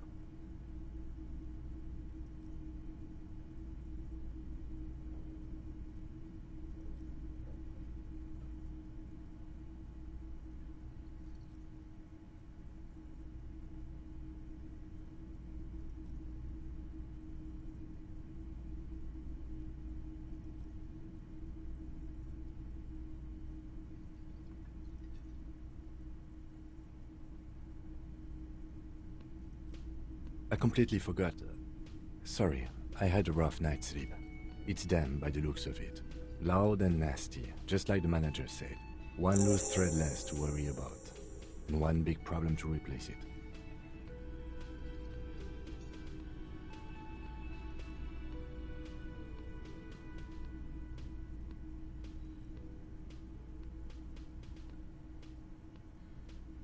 Everything points to the dock workers' union. The belt used for hanging him, tracks in the mud, the circumstances in Martinez, my preliminary information. Which may, of course, all be wrong. But we still need to talk to them, and it won't be easy. I mean ungovernable. Martinez isn't exactly enthusiastic about the RCM being here. They prefer to be policed by the Union. These men here, men who drink beer for breakfast, there's talk of an armed wing of the Union called the Hardy Boys, who are responsible for said policing. I think it's them.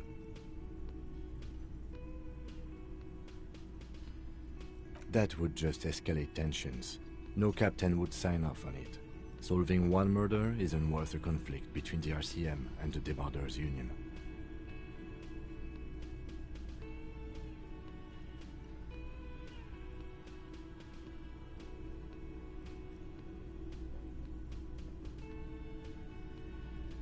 In fact, even the death of 2 detectives might not warrant an all-out war.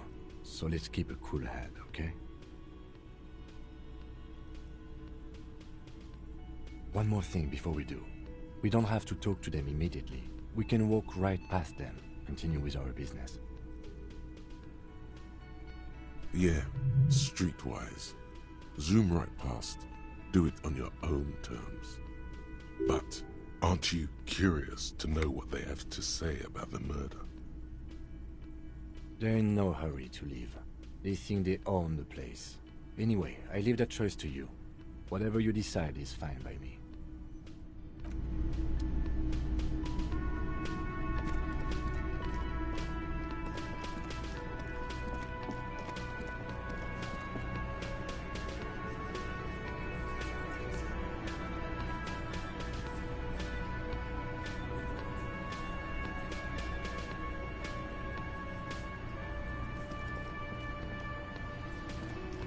Let me handle this.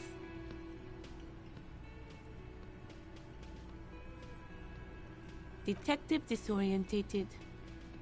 Are you still wondering where you are? This is Martinez, in case you've forgotten. I advise you not to overstay your welcome. Her entire character has shifted. This young woman is cold as ice.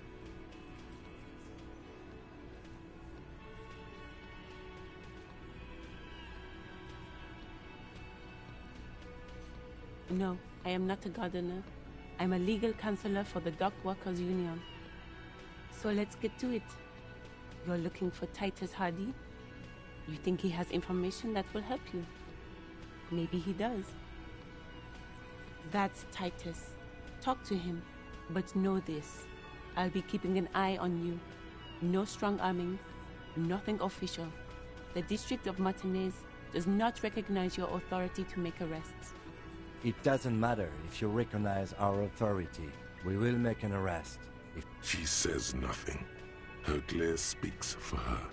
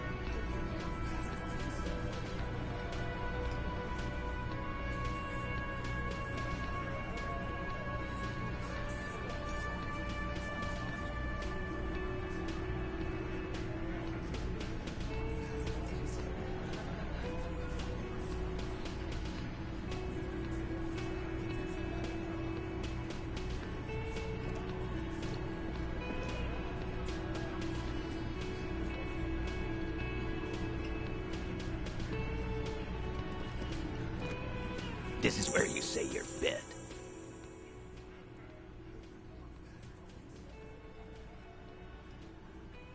Detective.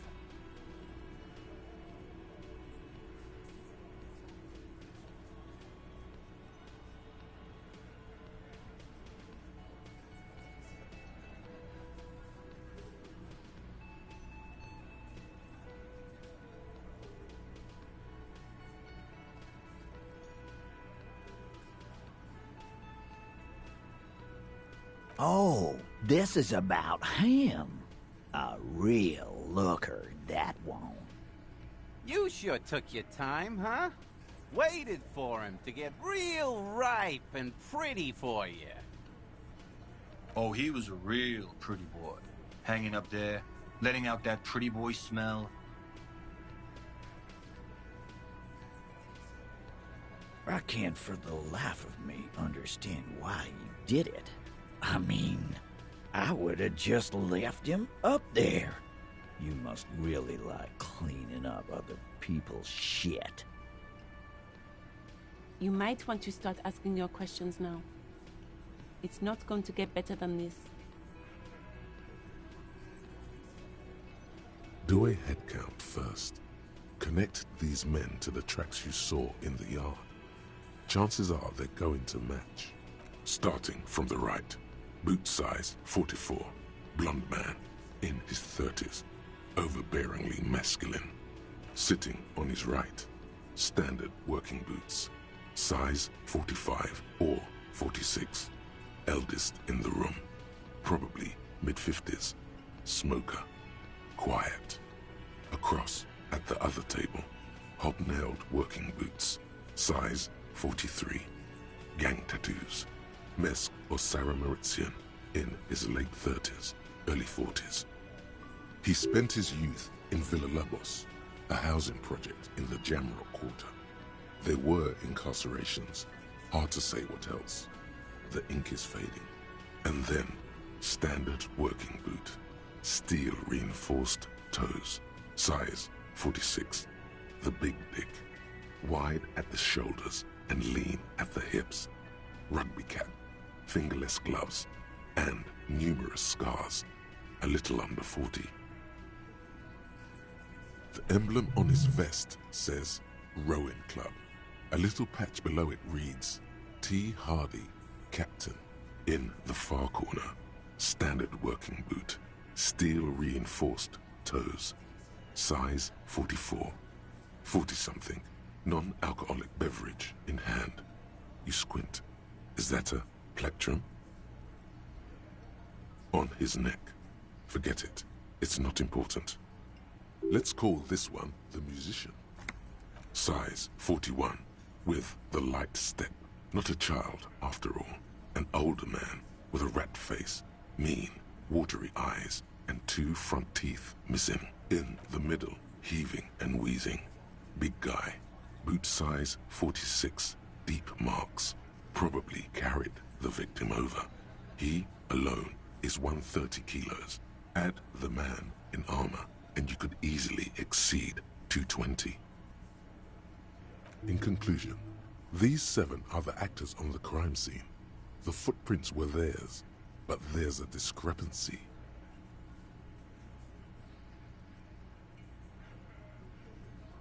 Exactly. You've stood there for about 4 seconds, not saying anything. Hit them with questions. Where's the 8th Hardy? The fuck is with you, fella?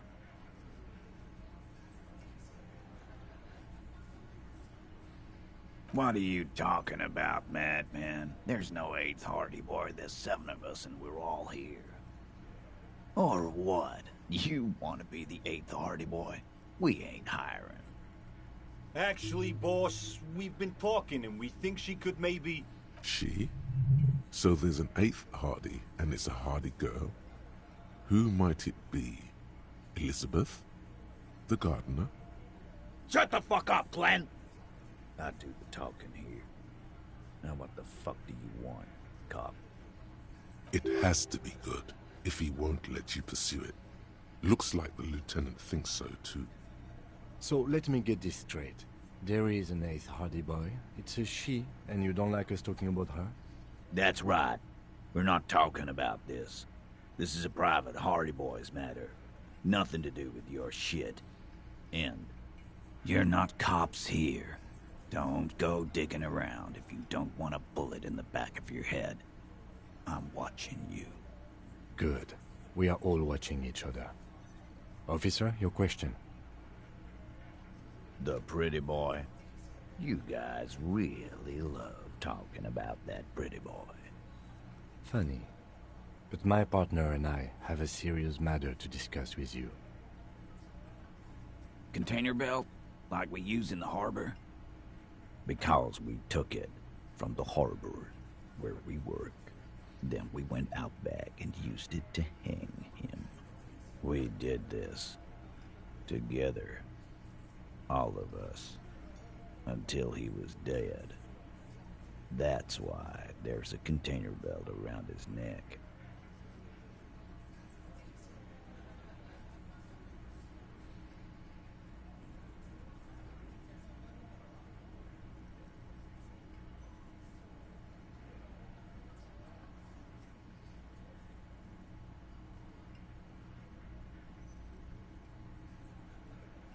There's a catch hidden somewhere.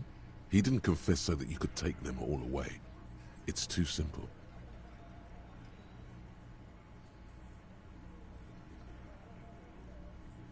There is no catch. These 7 honest men have all equally come forth to tell you what happened, so that you don't waste any more of your time. All 7 together. They're diluting responsibility. It's an anti-arrest tactic.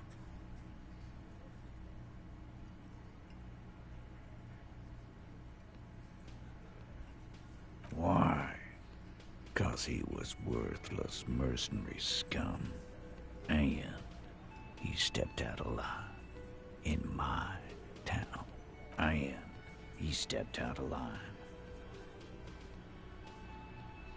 What kind of mercenary? The kind that shows up when you start a strike.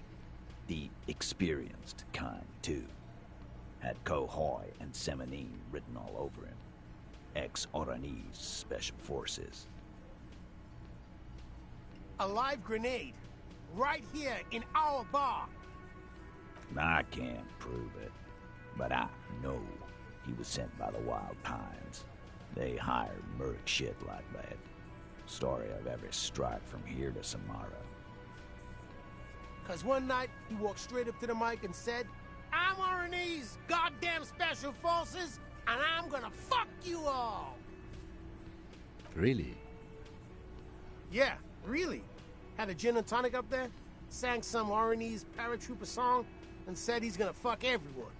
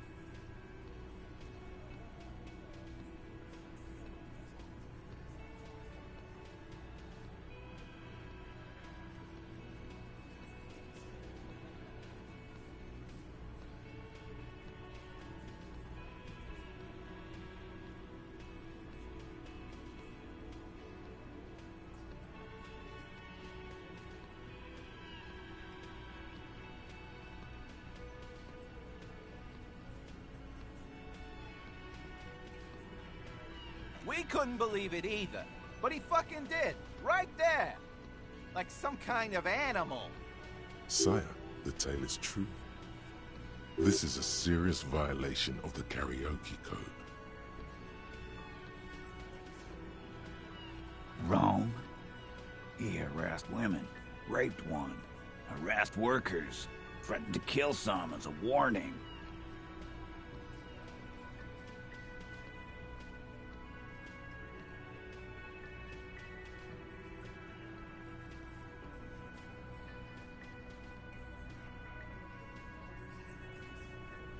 From rape to harassment to threats of violence. Why the strange de-escalation? He regrets mentioning it. Hopes you didn't notice.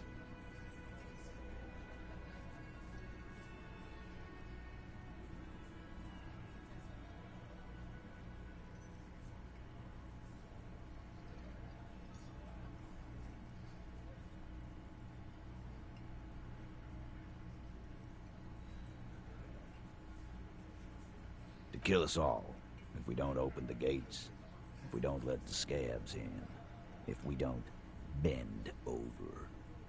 That was before he started coming here. Yeah, he said it was his favorite joint now.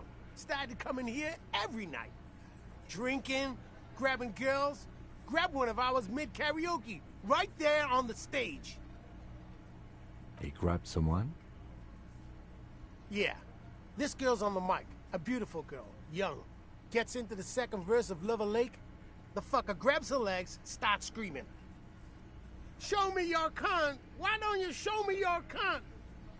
Then, he gets knocked on the head with a wine bottle. Doesn't even fall down.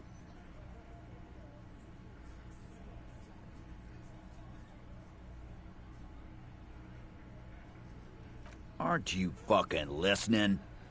My man is talking to you. He took care of it. They got the girl out before anything else could happen. Yeah, me and Eugene got her out. Aren't you fucking listening? There's something odd here. Seems like they don't want to talk about that rape Titus mentioned. Why not? This is a serious allegation. Make them talk about it. No. You're not getting a name. That's a Martinez matter. And I'm not discussing it with you clowns. There's nothing you can do for now. He's stonewalling you.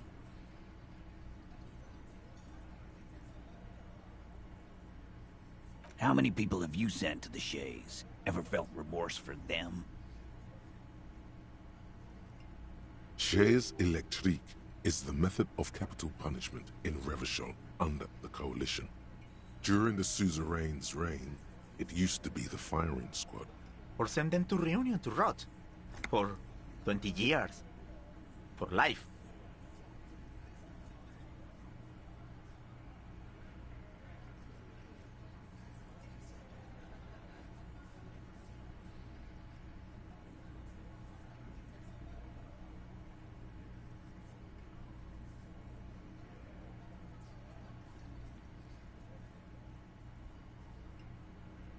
The River Esperance Correctional Facility, a military prison run by the Coalition, dubbed Reunion by the inmates.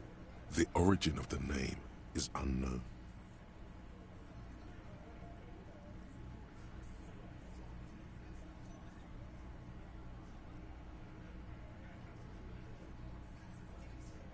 But you see, a lawman, is something people agree upon. And here in Martinez, we agreed that this man had to die. Are you deaf? There will be no singling anyone out.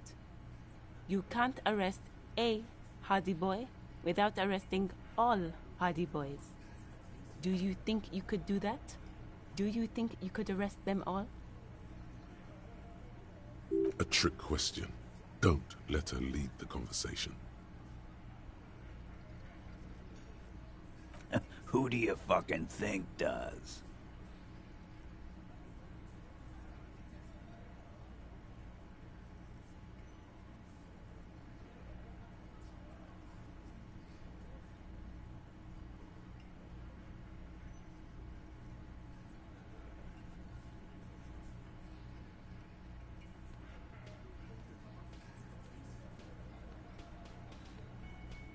keep him the fuck out of this. We have autonomy. It's all on us. Everard runs the union. I run the Hardy Boys. When the shit starts spinning, it will not land on Mr. Clare. That's the deal here. The Fixer will ignore the notion completely, focusing on Titus's culpability. When Titus Hardy says he runs the Hardy Boys, he means that in an administrative capacity. On that night, everyone acted as one man.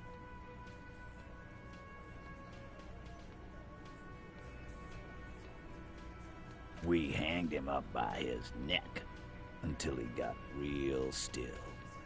Wasn't that obvious, Copper? Didn't they teach you anything at the cop school, idiot? The autopsy showed there were no ligature marks. His hands were not tied. Can you explain that? The lieutenant goes in for the leg sweep. Titus does not see it coming.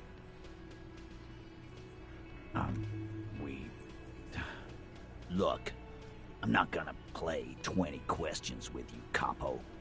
I'll say it again. We killed him.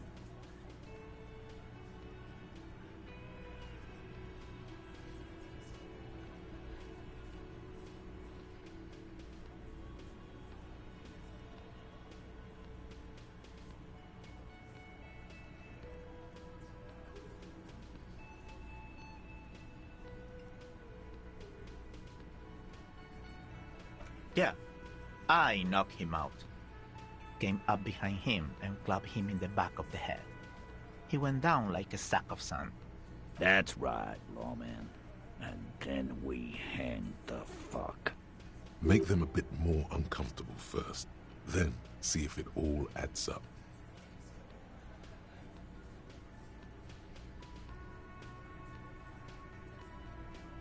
My fucking elbow, Copper. Samaran boxing style.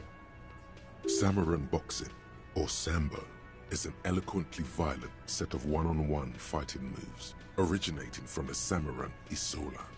Sambo style implies stealth, cleverness, and cool. He may be lying, but he's good at it. No twitching, no rushing, no uncalled for details.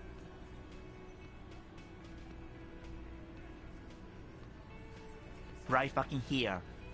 Eugene already told you that the fuck had started coming to our bar. Yeah, man. Weren't you listening?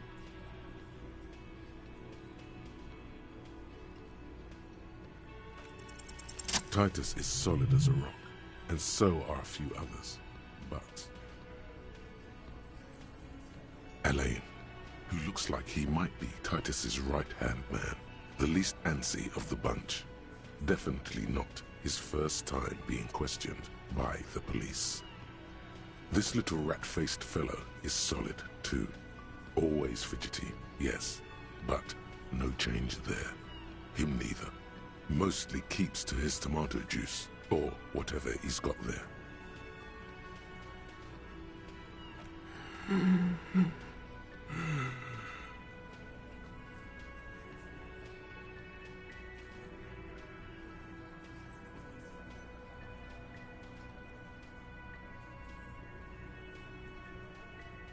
No.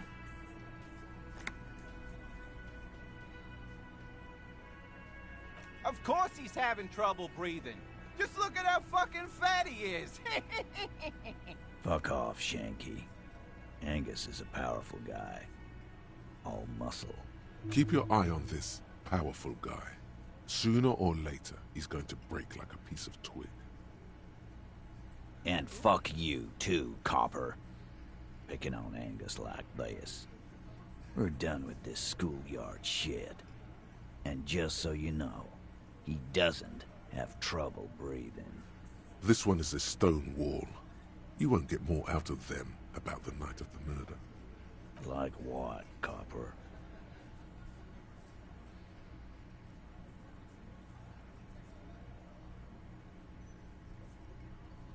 Yeah, lawman. Why don't you? It's almost an anthropological sight, watching him try to assert dominance over you. Not in the arresting mood? By your side, the lieutenant keeps his hand away from his holster. You hear the nylon of his coat hiss as he steps closer.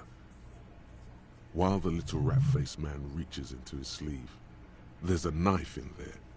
Some of the others reach for their belts. Their eyes are light. Wise move. You made the right choice there. Now make another one and get the fuck out of our booth. We're not gonna do this again. Nothing. Your investigation here is done. Leave Martinez, go back to your stations where you belong. I think we're going to stick around, thanks. Some things don't add up here, Titus. I've done this job for long enough to know that people don't just confess to first-degree murder, even if it is a group responsibility. We're going to look into this. Good luck with that. You've heard everything a rent-a-cop is gonna hear from us. Real law officials. You're lucky you didn't get a beating.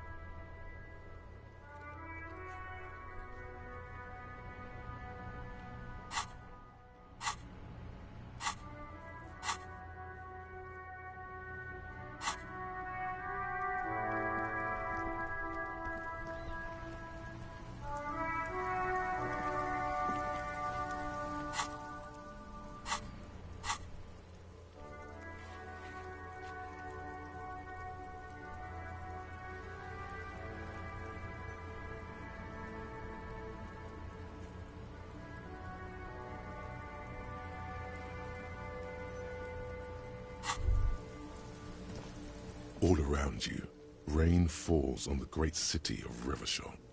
Rain drips from the eaves and floods the gutters, washing the filth away.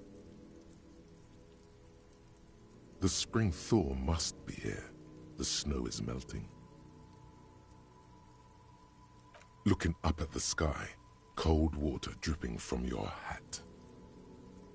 Grey sky like great battleships, clouds colliding with one another. Rain falls down on the world. Humid, your coat shields you from the rain while the city shivers around you. Sheets of rain over the water, a flight of stairs leading into the ocean. Wave after wave washing the coast of Martinaise, with its motorboats and gently swaying reeds. The ruins of a half-sunken sea fort crumble on an inlet beyond the Bay of Revachol. Ghosts rise into the sky. Urban coastline, rain dripping off Eternite-covered roofs, cinder blocks left over from half-finished construction, a defunct research and development building, once seized by revolutionaries. An old wooden church stands on stilts above the water.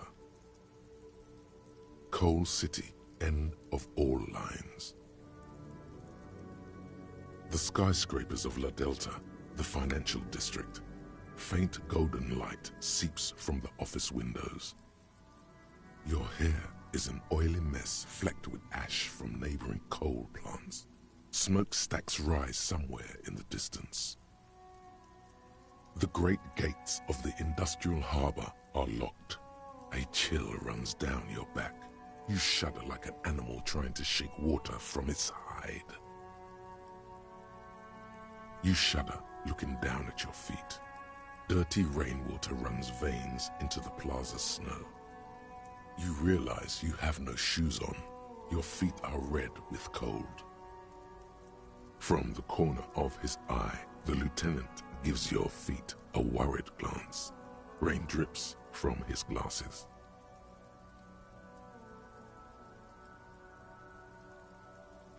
The lieutenant nods, then looks east.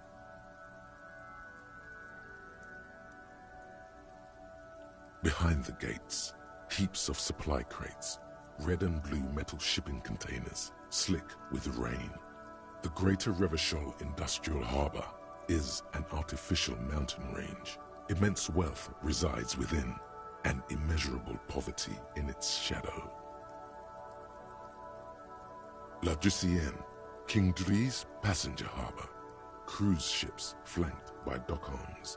Cranes watching over the mouth of the river distributary. Couronne, the lower middle class. Distributary after distributary cuts the city blocks in half. 7-story buildings trail off into the rain. A silvery curtain of rain over the houses. The class divide.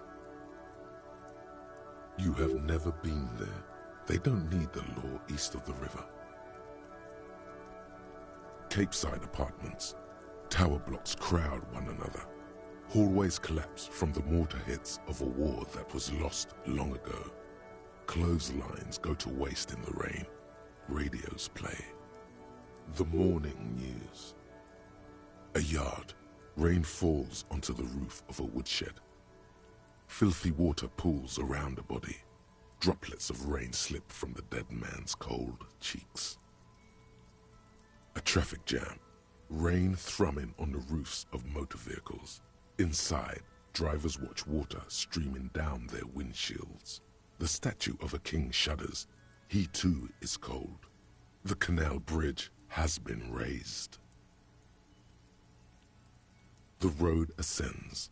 A raised motorway loops above the ghetto. Beneath its concrete columns, a sea of rooftops, woodwork, and tar stretches northward. 4-story buildings as far as the rain can fall. The snows melt in Jamrock. Revachol is the capital of the world. Jamrock is the capital of Revachol. Droplets form on your eyelashes. It's home.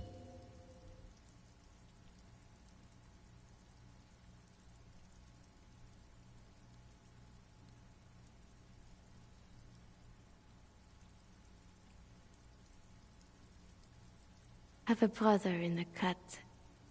Where the wood at?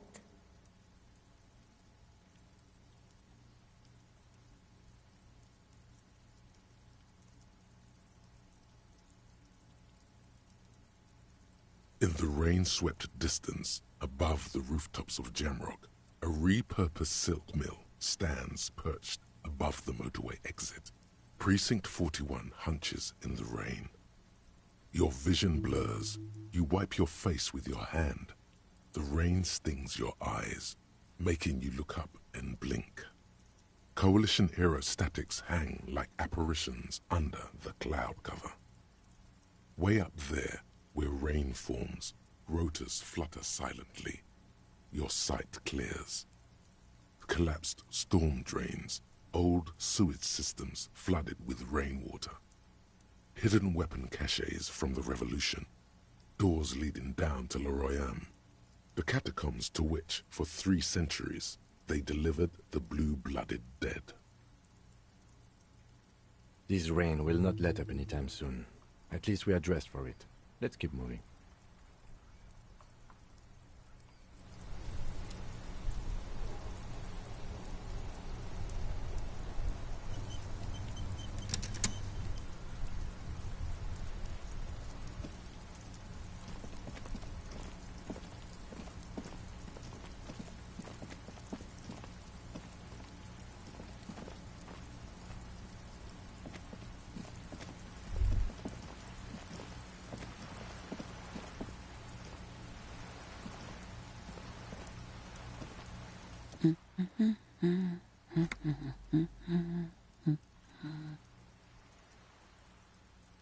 Yes? Hello? Me? No one. I'm just a working-class woman. If she's such a working-class woman, why isn't she working? Looking for something to read.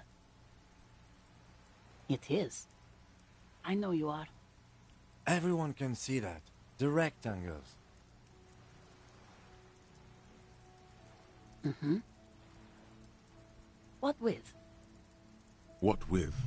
A lot of things. For example, people tend to go missing.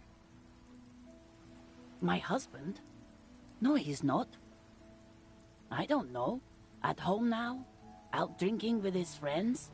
Working? Where is this going, officer?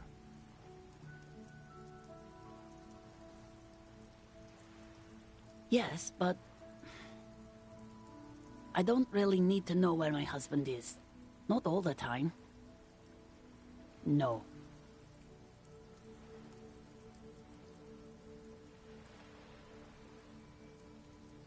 Of course he's not. It's not like he's a pocket watch. I wouldn't just lose him. It's got to be something else then. Why else would you be asking her if it wasn't?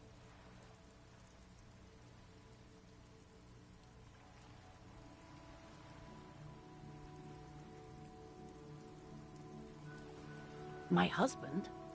No. Mm-hmm. No, absolutely not. Are you a policeman or a nanny?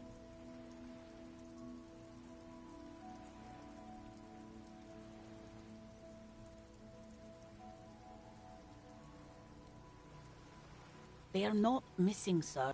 You know where they are. They're at home, smoking, giving the ladder of vices a chance. No, they're at a disco, getting down. Stupid disco dancing teenagers.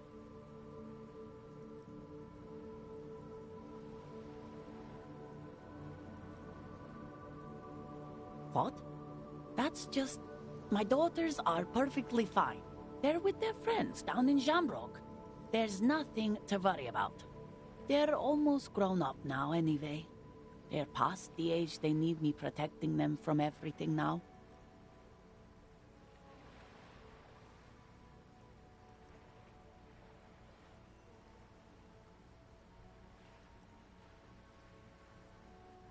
My youngest girl, Jolie, is just shy of 16. Jenny, she is turning 18 next month. But we shouldn't even be talking about them.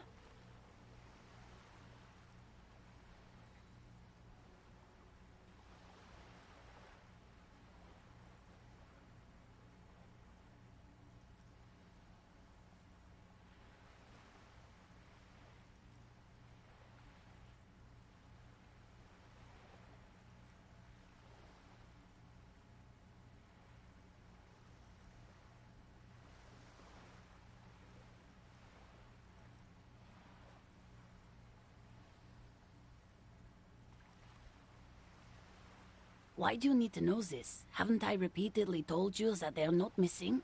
That they're in Jamrock, safe and well, at some stupid party?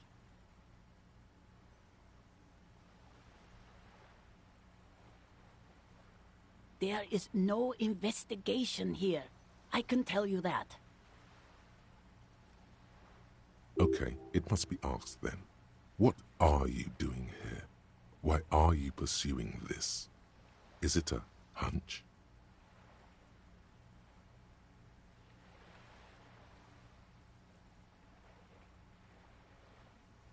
I don't mean to disrespect, sir, but you are being a bit of a cockatoo here.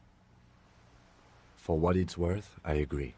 But cockatoos can't be stopped when they get ladies.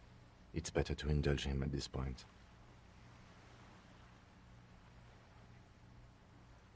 Nothing. Go read up on them if you're so interested. There's a great book in the bookstore. Maybe you should. What if the cockatoo is your astral captain? Or your heraldic bird? Please, let's do.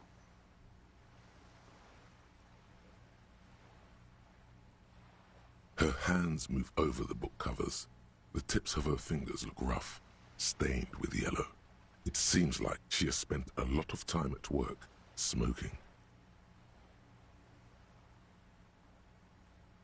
The woman before you nods and returns to her reading.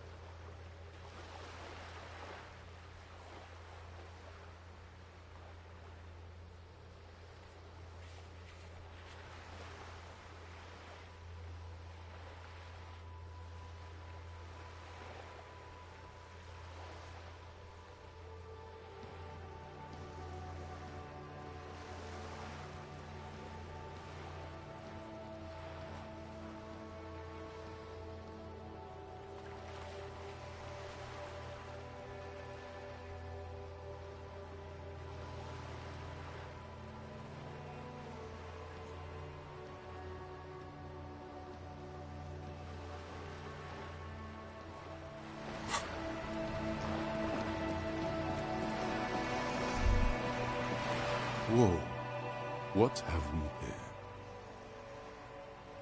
A bridge with loose nails and rot-infested wood that creaks in the wind. A construction code violation if there ever was one.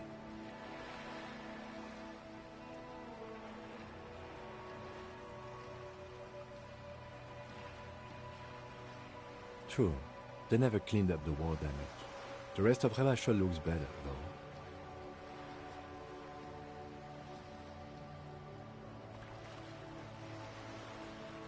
The bridge is fine enough. Locals use it all the time, after all. It's nothing to worry about. Shall we? Wow, so someone's been a little boring. Yes, my standard liege. Someone's seen all sorts of wild ideas pop off and thought, I'll take the boring one. The regular, please. The brown.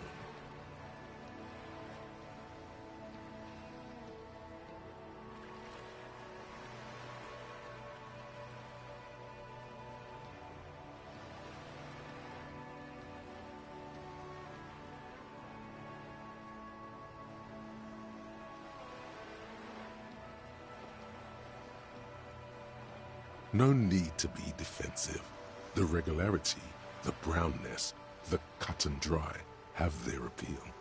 A very standard appeal.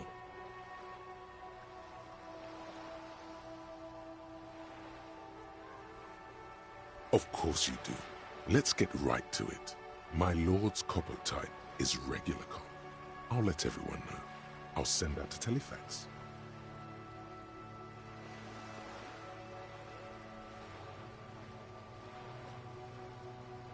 Done and done. No actual communiques will be sent, of course. That would be too dramatic.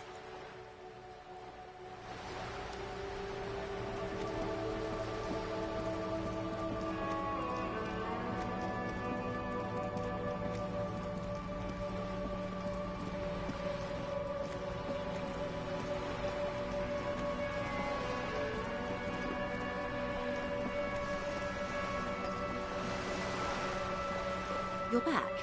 Good. What can I help you with?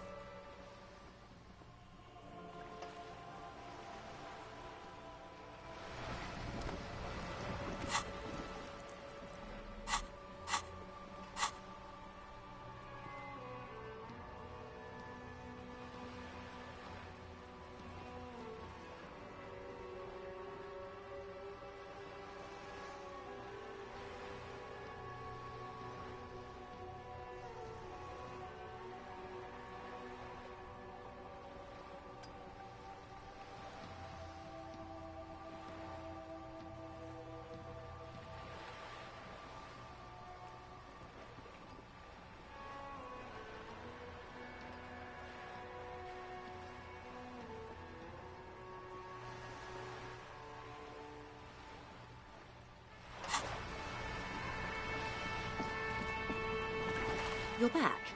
Good. What can I help you with?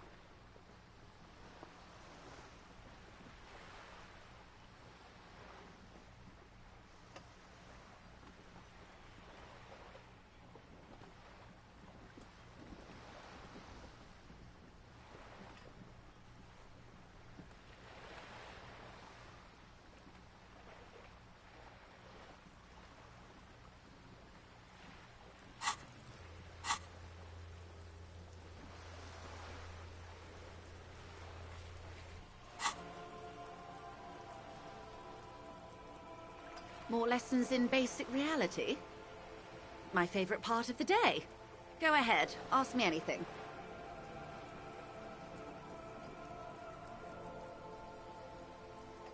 We're in Martinez. Martinez is... You would be excused for not knowing about it. Unimportant, they say. Forgotten, even. Shelled to smithereens during the Revolution. I would be happy to. What is a preposterously expensive education for? These are unimportant times, Detective. You and I were born after the dust had settled. 1,000th of a second too late. For the big time. The Revolution. It's quite easy.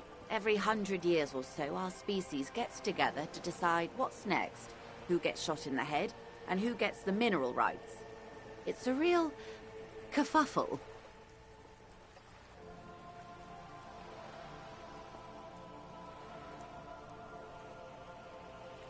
Those would be the communists. Generally speaking, 40 million people got shot in the head during the World Revolution. But the communists, they all got shot in the head. Oh, and the anarchists too. They shot them well. So well, one forgets they even existed. Did they ever? Before they got shot themselves, they shot 2 million people. Yes, the Red Deluge. The Insulindian Deluge, they call it.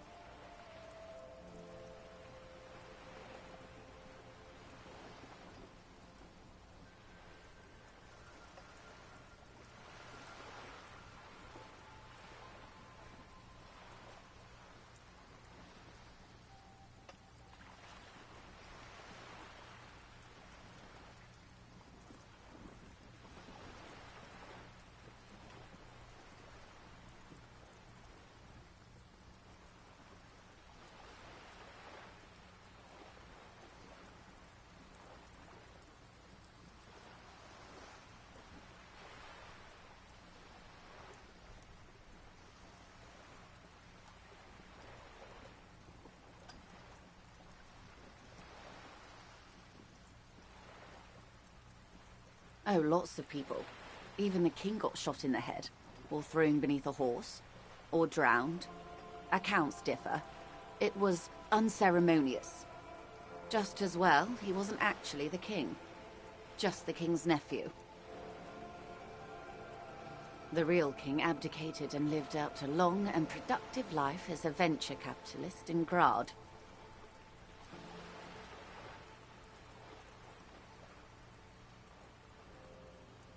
I prefer the term risk-averse. King Guillaume was nobody's fool. He could smell a PR disaster brewing, so he got out alive, and his nephew Fricelle got shot in his place. Him and tens of thousands of his wonderfully fascist kingsmen. It was a wild time. The liberals got the mineral rights. And by mineral rights, I mean everything. Liberals are usually middle-class people, Detective, or the remaining gentry, the beneficiaries of the pre-revolutionary arrangement. Some were rich enough to stay with the Constitution, with monarchy. Big mistake. Others bet on the revolution. They were called the ultras, or ultra-liberals. They fared well.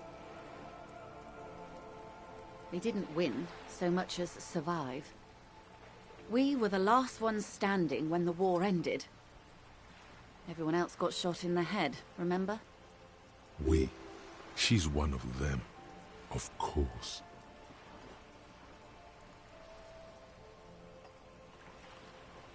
To foreign intervention. The coalition. Those people really took the mineral rights.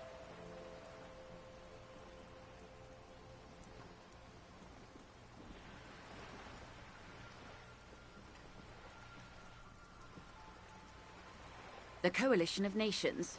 Grad, Mesk, Vesper, Messina, Oranje, and Sur-la-Clay, the armed center of the world. They landed here and ended the revolution. It was the moralist thing to do. The moralists believe in keeping everything exactly the way it is. They believe in mineral rights, and not shooting people in the head.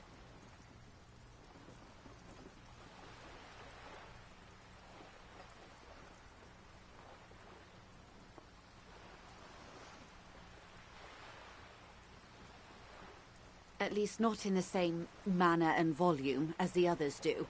They are the long-standing provisional rulers of Revachol now, the coalition government. This is their zone of control. They embolden the RCM with crumbs of the same law they took. Technically speaking, you are a moralist. The color of moralism is blue. The official motto of Moral Intern, or Moralist International, is a blue forget-me-not, a piece of grey sky. Unofficial. For a moment, there was hope.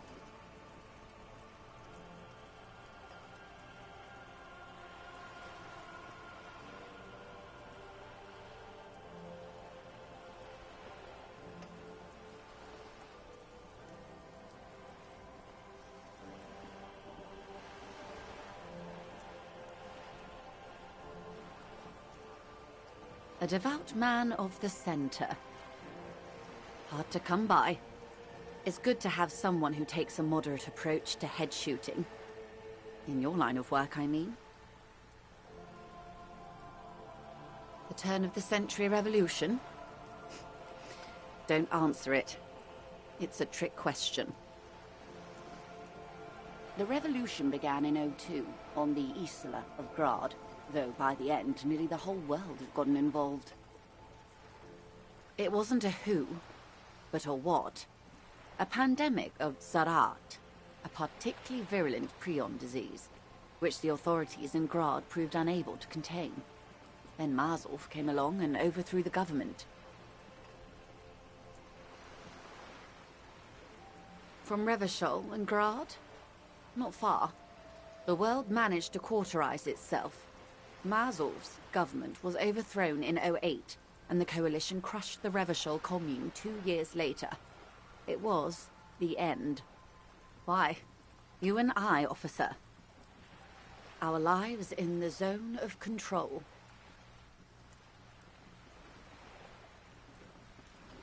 Modernity. They developed the marvels of the inter-Islary communication. Telematic milieus, radiation, colored plastics. Meanwhile, in Revachol West, the aftermath continues for the 5th decade.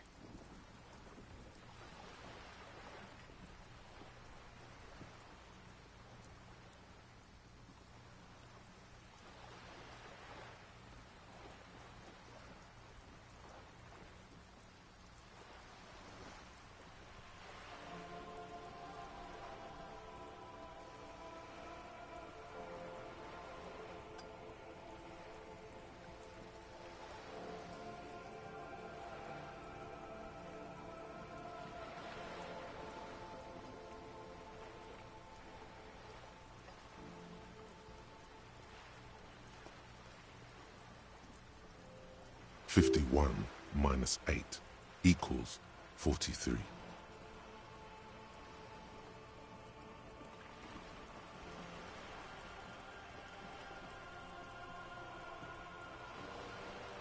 Time flies.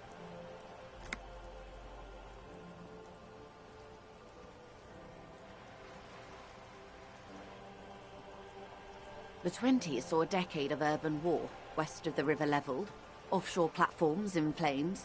Still, it's regarded as an improvement on what came before. '08 to '19 was simply hell.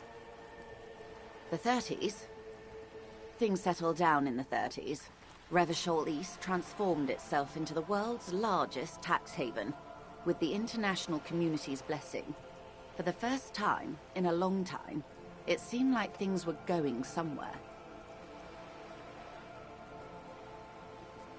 Yes, and quantitative easing. It was a market mirage, unfortunately. The 40s dispelled it. An Isla-wide hangover, you might say. So, here we are. Welcome to reality, baby. For her to be where she is, Wild Pines Group must have picked the right side.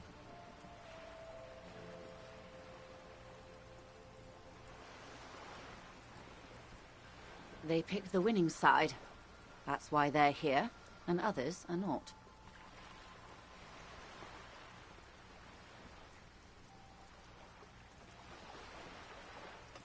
Perhaps it wouldn't have turned out that way had I been in charge. I might have bet on the king and led the Pines to doom. I would have sided with the cannons. If you'd seen the calibers of the things, you might have too. Perhaps it's better I was born when I was. 10 of the 14 Indo tribes got it wrong. Feld, Kupri, Tricentennial. So I suppose I would have been in good company. Good question. What would you have done differently?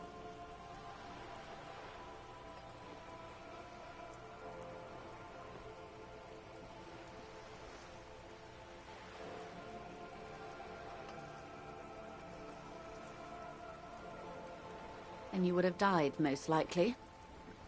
Not far from here. Maybe even right here, during the beachhead, defending the coast the day the Coalition took the city. The cold runs down your spine. She gestures toward the waters.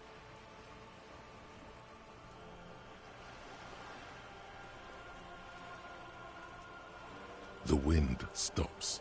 There is silence on the dark water of the Martinez Inlet. A dog barks. A gunshot echoes off the walls of some distant building. No, almost certainly. The Commune would have forced you. Such was the fate of the undecided. They are what they are.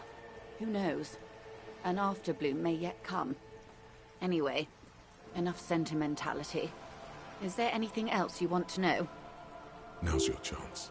Ask her who she is. She won't get out this time.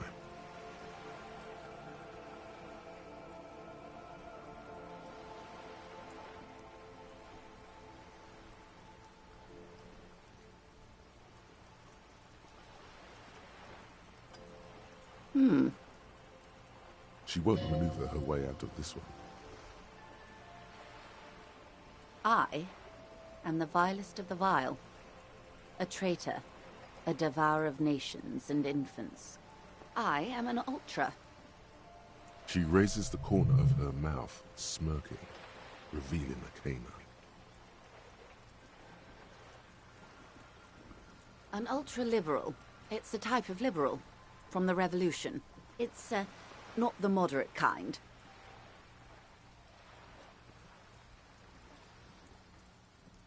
Haven't you heard? I am a nether creature of the Forbidden Swamp. One of those who pushed the king under a shit wagon and betrayed the revolution. I can see you thought I'd gone extinct. No sane person identifies as an ultra-liberal anymore. Not in broad daylight. You're a centrist at heart. A real moralist. Tell me, now that I've uncoiled myself, do you find me frightening? A devil, who being of great charm and guile, sneaketh into the homes of the godly. I hope so. I hope we are able to continue as friends despite my scaly bulk, and the insanity, bloodshed, and transfer of wealth that took place here. It was not the plan all along. When the dust settled, the liberals were the only ones left to clean up the mess. By virtue of their survival, they were handed enormous power to shape the future. This was all our last generation managed. With due respect to our overlords, the eternal caretaker government that keeps Martinez a monument to the efficacy of its artillery. While a gentle wind sweeps the streets in the rebuilt east, light drizzle washing it clean, lights go up and motor carriages circulate the tracks. I would not have relinquished sovereignty to the Coalition. Not here in Martinez, and not in the Stella Maris or Delta Beachheads either. If not for my own sake.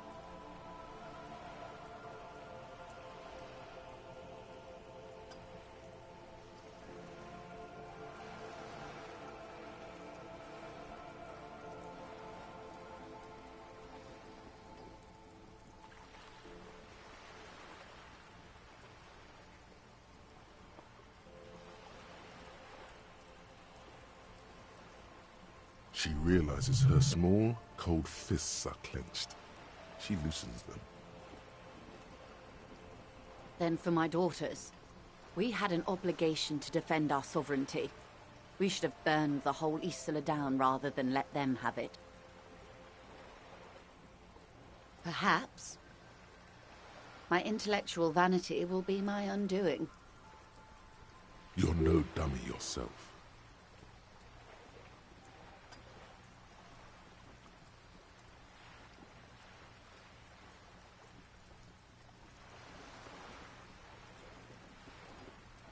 And the crown on your head as you lay in the casket. Yes, I suppose I am. But I wouldn't be a patriot anywhere but here. Seditious talk, man.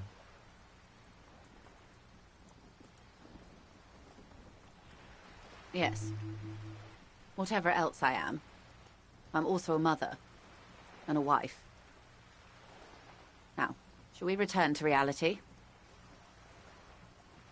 Glad to have been of assistance. The little that I know. Anything else?